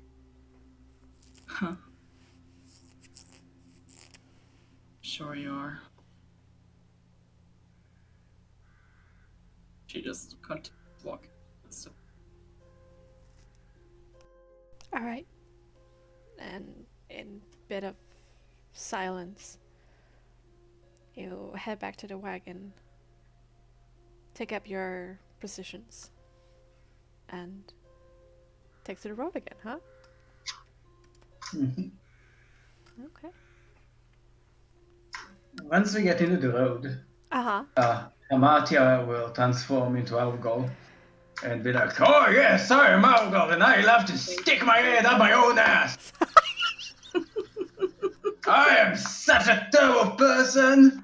I don't think Illyria would just kind of like be quiet about this. Like Illyria would instead like walk up to Asphodel. Before we get moving, or? Yeah, before we during? get moving. Okay. I know, that's daring, so... Asphoda would totally let Hamartia do it in front of Arago, if that is any possibility. No, she's not going to do it. She doesn't want to cause an international incident right now. Oh, but she totally stand for it. She finds it humorous. Okay, so Illyria, you approach Asphoda before you head off. Yeah. Okay, Asphoda doesn't acknowledge her if Illyria doesn't say anything. Illyria looks towards Asphoda and just says, sort of like, almost like flushing her face, like, so is there anything else you would like to say? Sure, because you asked for it. And for the sake of just saying something to piss you off. Weak. Disregards herself. Suicidal at times. Marginally. No, not marginally. What use do you have here anymore? What are you without that necklace? Do you even have power? Who knows? But if it pisses you off, that's fine with me. Asphoda, What is it? I don't doubt your ability to read people, but you have no idea what is going on inside of my mind. Instead, you just assume that I'm willing to go along with everything that happens here and that he says. Of course. Why Honestly, I wouldn't have contemplated doing it if you wouldn't have acted like I am the dirt on your boot.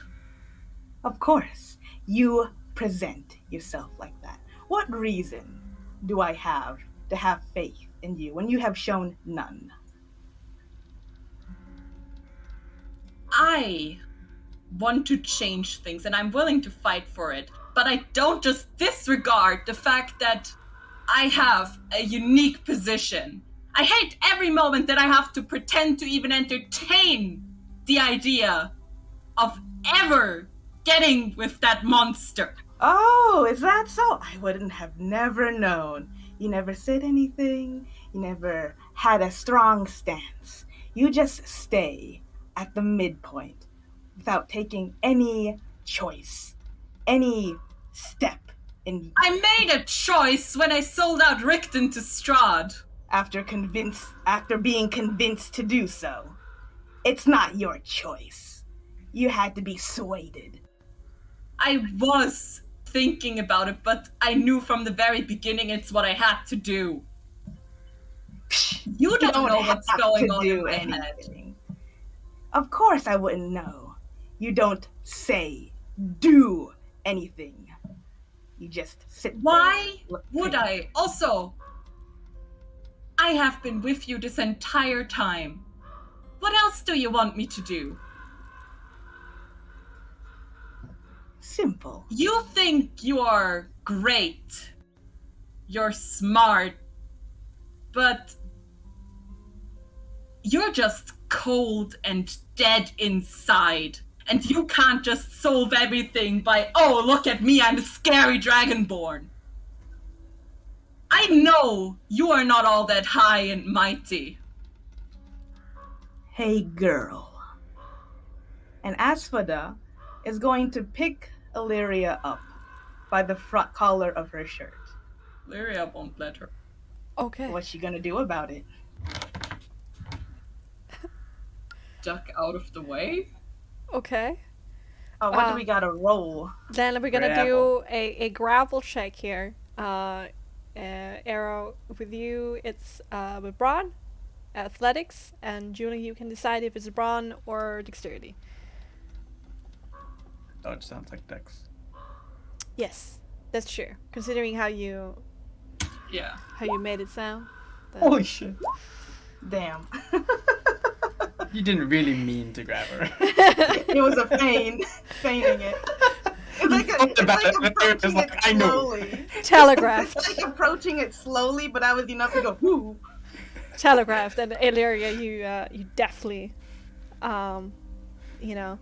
weave your head underneath her arm, back away a little bit. Lyria puts like a hand on her rapier and just kind of like snarls at Asphodel. Don't touch me. Oh. I can't touch you, but Strahd can put his lips all over your neck. And suck your blood out. Oh, I'm sorry. Did you want me to stay at the castle permanently? It sure sounds like you would. You'd certainly make good company for him. The temptress that you are. Isn't that right?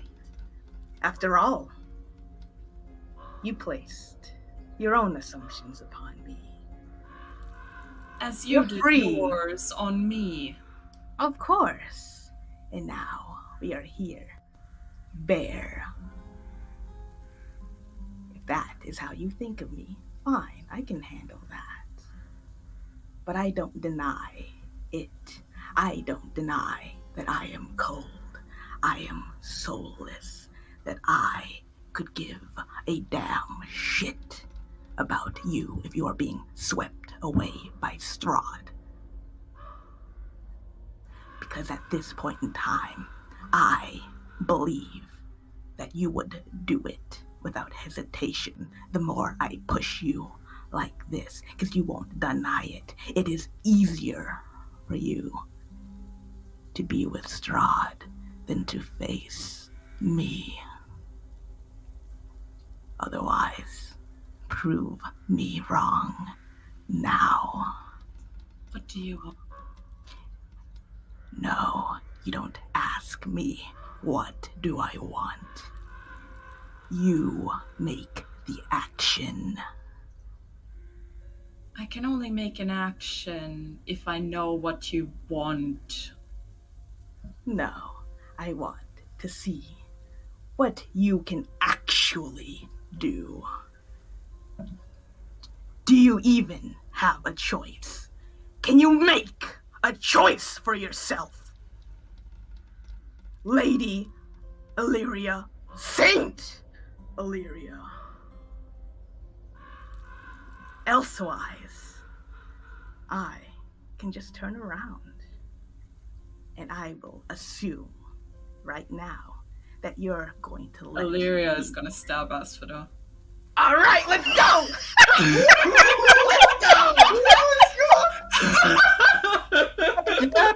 Good, Anakin, good. Oh Do it. my god, the stress I'm feeling in this moment. Okay, this is a surprise attack, so just go ahead and do an attack, Illyria. Oh god, I have so much stress. Oh my. Well, it's time for the PvP one shot, guys. Holy Jesus. That's it. Yeah, okay, do you want to stab her twice? Or you want to do it once? Do you want to stab twice? Yes. Okay, do your damage. Do you damage. Do you that? Alright, so in God, I a... feel terrible. No, this is what she wants, so, I mean... Why are your patrons so cool? Sorry, okay. In a swift and elegant motion, you draw your rapier in a blindingly fast motion and then stabs Asphodel twice in the upper right shoulder. Just a quick jab jab. All right, how much damage? 18. Is that? I Plus hope that's four- not your plus- off your health. Hey, that's 14. Plus 14. Jesus. Well, okay. it's 2 attacks, so I have a +7 on each. And then it's just Oh, duelist. She has duelist. Ah, Gotcha. okay. That Nice. explains it. Yeah. No, that is definitely not half my health. Not even close. Okay. Oh, okay. Weird flex. Gotcha. That is not even my final form. Yeah. Give me a moment. I hit divide instead of subtract. Oh god, I feel terrible. I mean, no, you That's shouldn't. what it's been like demanding you do without telling you specifically. Yeah. Yeah, I mean, this is only our characters. This is only a game. Let's remember this. Oh yeah. Yeah, it's yeah. Like, usually, Alright. usually you don't stab your party members. No, you know? don't. Yeah, I mean, I mean, you've been like wanting to stab Nyx apparently, but you never do. Like so- there's a difference between threatening to stab Nyx and actually stabbing Asphodel. This is everyone the wants to problem. stab everyone here. And No, there's no, also a that is- difference between stabbing Nyx and stabbing Nyx. Just Oh Hey. putting that on the table. Nyx will do that kind of stabbing. Wait, what? What? Nothing. Okay, so Are we implying here are that? you staying where you are, Illyria? Yeah, Can we put our tokens down so we Oh, know yeah, like okay. distance? Yeah. Just a white background grid is fine, I think. I'm gonna go back to an old and goodie and just use this. Ah, okay. No, Oh, Dave. no, everyone's Please. No. No. Oh, Too soon. yeah. The wounds have reopened. I still have his bridle. I still have his intestine stuffed with bats. So he's with us in part? Yes, In parts? in edible pieces. Oh, I hate this. No, it's what she wants. So Oh no, I meant the edible pieces. okay, Oh, okay, yeah, that's for sure. That's for sure. You have 2 horses now, and there's no Essie. Okay, so Illyria, you stay where you are. All right, so Asphodel, it's your turn. Asphodel, seeing that there's blood now dripping on her from her shoulder, smiles widely with curled lips, revealing that set of jagged, sharp teeth. Her eyes widen. You see her blink once, and you swear you didn't notice it before, maybe, but when she blinks, it's not that classical horizontal. It's that vertical blink as her eyes glow in a bright white, her soul mark firing up. And there is a sharp coldness in front of you as Asphodel draws her halberd and she attacks you with what looks to be a crazed, joyful smile. Spooky. Save me from my players. Then let's do that attack. Okay, so first she is going to bonus action Hunter's Mark. Okay, let's do it. Okay, it is going down. That's a resolve check to keep it. Oh, where is it? Okay. 14 Oh, to keep it. Yes. Close. Okay. No cigar. All right. There it is, and she's gonna make 2 attacks on Illyria, and because she is a humanoid, that is my favorite enemy, so I get Yes. +4 attack and damage to her. oh boy. Yeah. Okay, so halberd, hunters, where is it? Hunter's Mark. At half Oh. health already.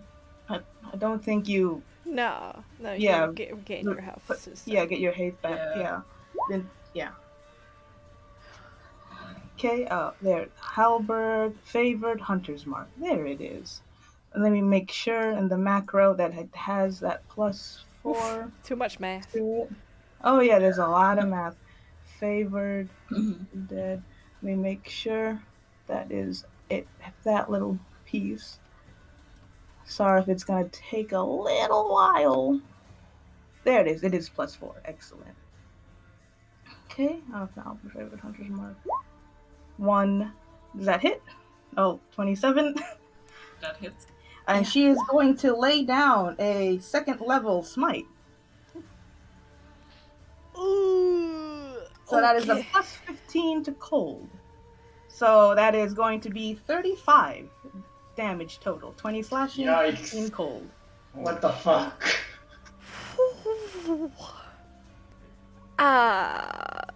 Leah, what's your max HP? That was more than half. Okay, yeah, and this is one attack. Aspida. Yes. Alright, So, I need you to make me a vitality saving throw, Julie. I'm not. Can you explain what is happening combat-wise, like cool-wise, to me, please? Yeah, whenever you take damage from one source that is equal to half your HP, or you fall down to 0 HP, or you get a -5 to a death save, then you roll to check if you get a persistent injury, depending on the damage you've taken. Yeah. But 18 is too high. Illyria's does not take a persistent injury, but that hurt. Where do you aim? let's see. Aspida is going to aim at her thigh. Alright, there's a huge frickin' halberd embedded deep in your thigh, Illyria. Thankfully it didn't hit too much muscles or tendons. It's, for now, just a flesh wound, but you are bleeding. And Aspida is going to make a second attack. But I will, if Illyria wants to say something, she is free to do so before I do. Illyria is just kind of like looking at Aspida with this sort of look like, yes, we're doing this. Then Aspida will attack this. Do a second attack. Okay. That misses. All right. Alright, you lodge your axe free from her thigh, sweep again, but Illyria dances away from it. Okay, and I used everything. Okay. So yeah. Alright, Illyria. Illyria is going to up her AC as a bonus action. Right, martial sprint, absolutely. Your eyes shine blue. And she is going... Shimmering armor around you. Yeah, and she is going to attack Aspida. Alright.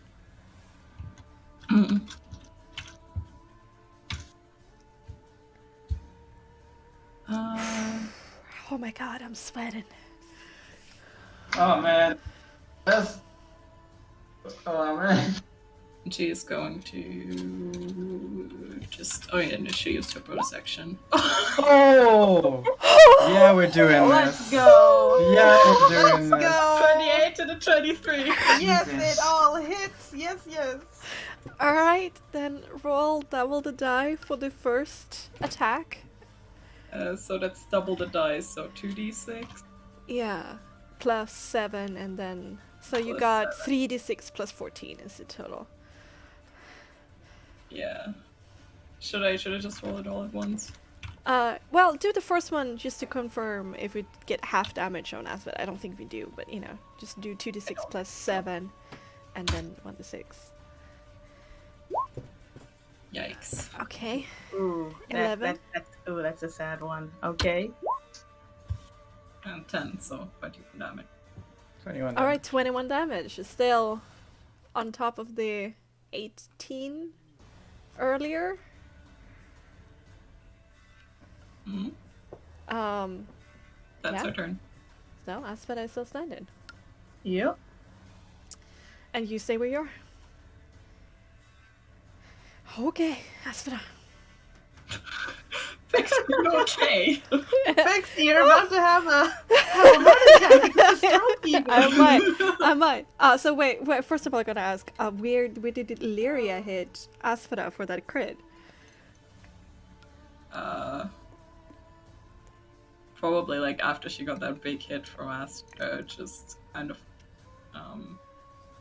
finds some sort of like weakness in her armor and just like, I don't know, right like Thigh to thigh? Oh my god. Oh man. You know what? That Incremental would thigh. be really fucking funny. I was thinking more of like the thigh or something, but we could make it that she's just like, okay, you ruining my thigh. I'm gonna ruin your thigh. All right, payback. Okay, Aspida, you make your attacks. What do you want to do? Okay, let's see. As this is going, oh, go ahead. Oh. No, you well, go. You go first. okay. You go first. It's kind of heartbreaking, but Nix looks down to his side, to his left, where there's no one, and says, "Kelvin did it." Oh, Oh, Aww. my soul. Yes, yay! okay. Yeah, that's heartbreaking. Thank you. All right, do your attack, Aspida. Sorry, did I bring a tear to your eye? Yeah. Aww. Oh. Okay. Let's see. I know there's a lot of options right now. Ooh, smorgasbord. Yeah, her AC is what, 20 now? I'm not telling you. All right, probably But 20. yeah, it's 20. 'Cause, I mean, I see your AC 18 right there. Yeah, I know. Oh my god. In principle. You're not telling. This is I'm not principle here. Oh, okay, let's see. Humna. Hummada. Do it. Yeah, okay. She is going because I don't want to like outright kill her if this hits. Do it. So, okay. She is going to a bonus action, Realm Martial Champion. Uh-huh. Okay. And then she is going to attack twice. Right. Do it. Alright, where is it? Favorite. Below it. I know.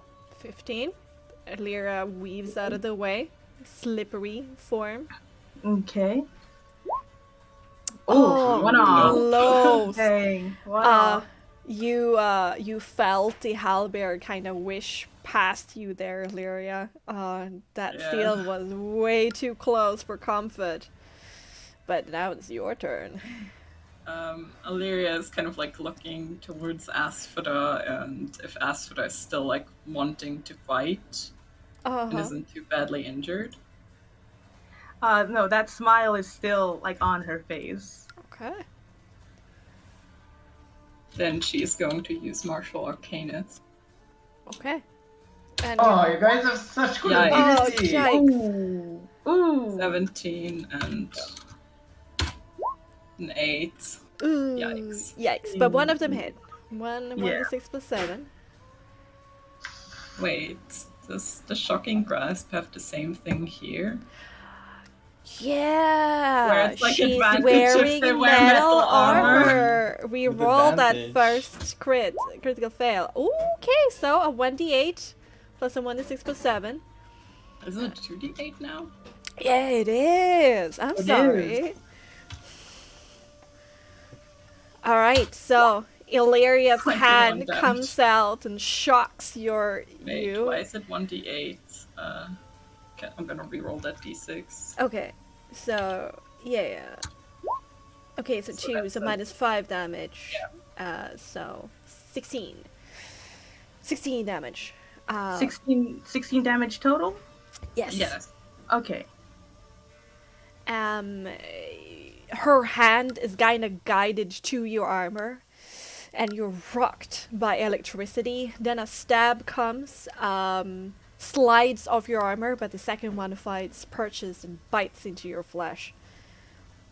Blood splattering on the ground as Illyria retracts her rapier. Okay. All right.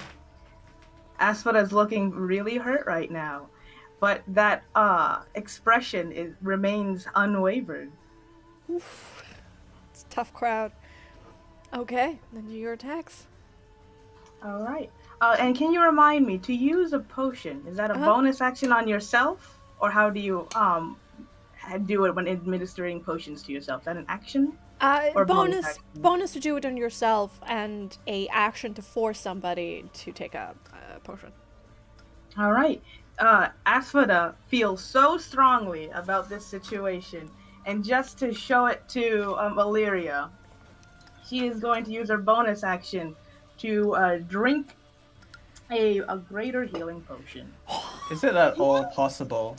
Can Nyx interject and grab the potion?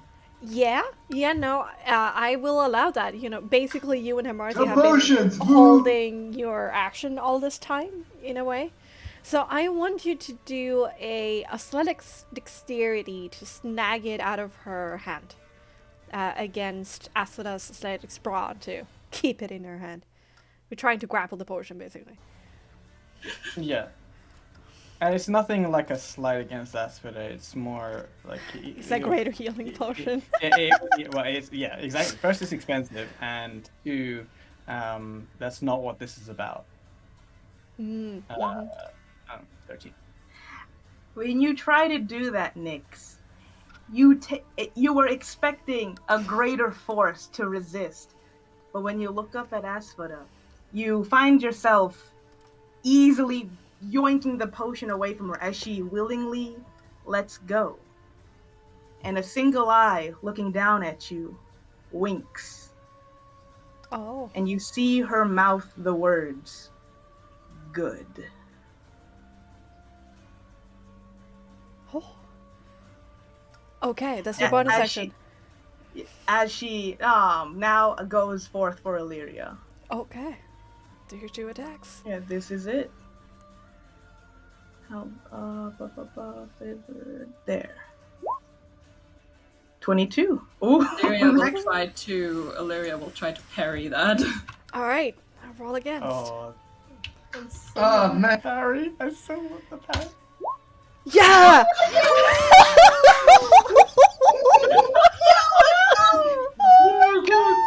And Illyria just looks Asphoda in the eye as she parries.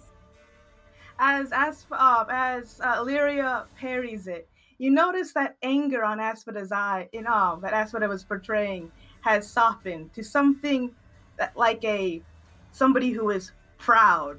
That you can even say somebody who is sighing, "Fucking finally," as she makes her second attack. Wait, I'm just gonna ask, do you have the counter attack? Yes, she does! You gonna use it? Let's go. Yes, she will. Okay. So Illyria just parries and goes like right back at you. Oh yeah, do it! Which is, As a reaction, you can make an attack, right? That's what it says. yeah. Yeah! Fuck yeah! Go for it! Fucking finally. Fucking finally! 13! Oh my God. Asphoda is still up.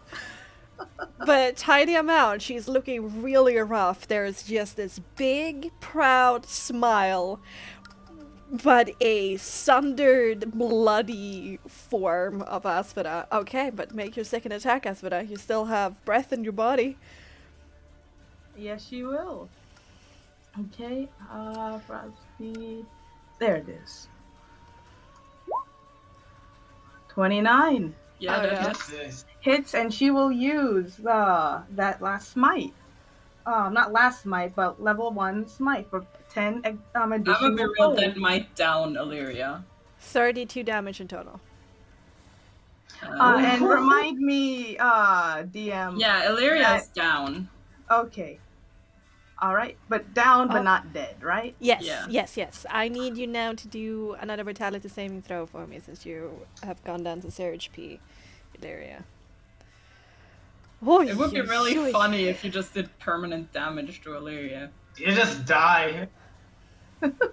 Upper armor. You're going to get too hot, don't she's dead, LOL. Oh no, you needed a 12. Oh. I mean, I have inspiration. Can I use my inspiration? Yeah, This is Nanny. the time to use it! Yeah, use it. Yeah, okay, There we you're go. fine. You're fine. Yes! Okay, and Illyria, 4 HP away. You were so close, but you fought with everything you had. But your world darkens, and you fall to the ground and lose And your Nyx run consciousness. and catch her. Yeah, sure. Obvious. Yes. Mhm. He'll scoot in on his knees through the dust and cushion her fall, Okay. and then look to Asphoda. You satisfied now? Yes. Very. And as she breathes a sigh of and as her soul mark dims, she puts a hand over the grievous wounds and give Illyria all of her lay on hands. 15. Oh. Okay. Ooh, that's a lot of laying on hands. It's a good touch. Just a good touch. Okay, I'm going Feel to the breathe. And, Illyria, your eyes flutter open. Some of that aching in your body has already gone. You feel that your wounds have closed up a bit. And you still look up into the toothy, proud grin / maw of Asphoda, I assume. Who says something? Maybe? Asphoda only looks at Illyria, proud,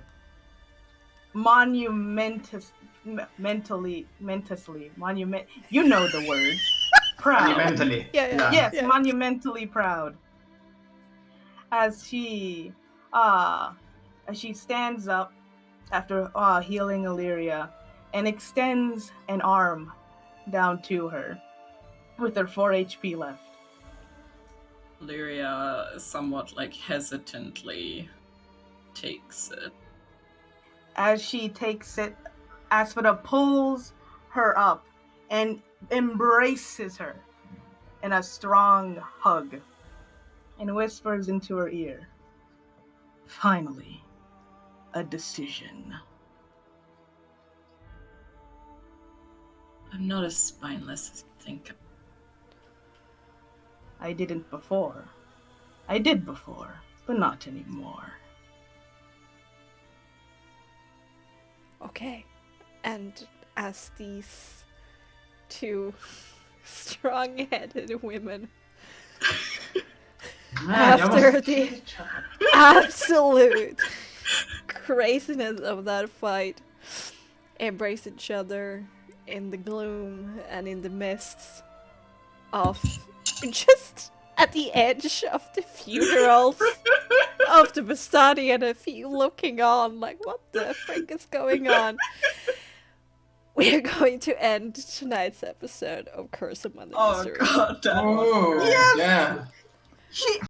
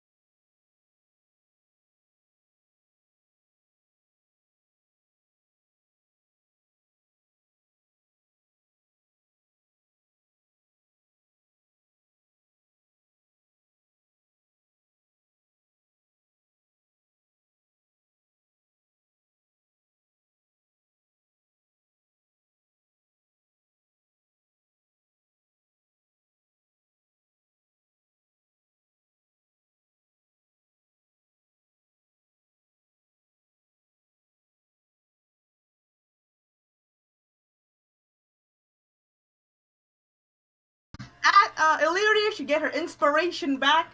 God, fucking finally!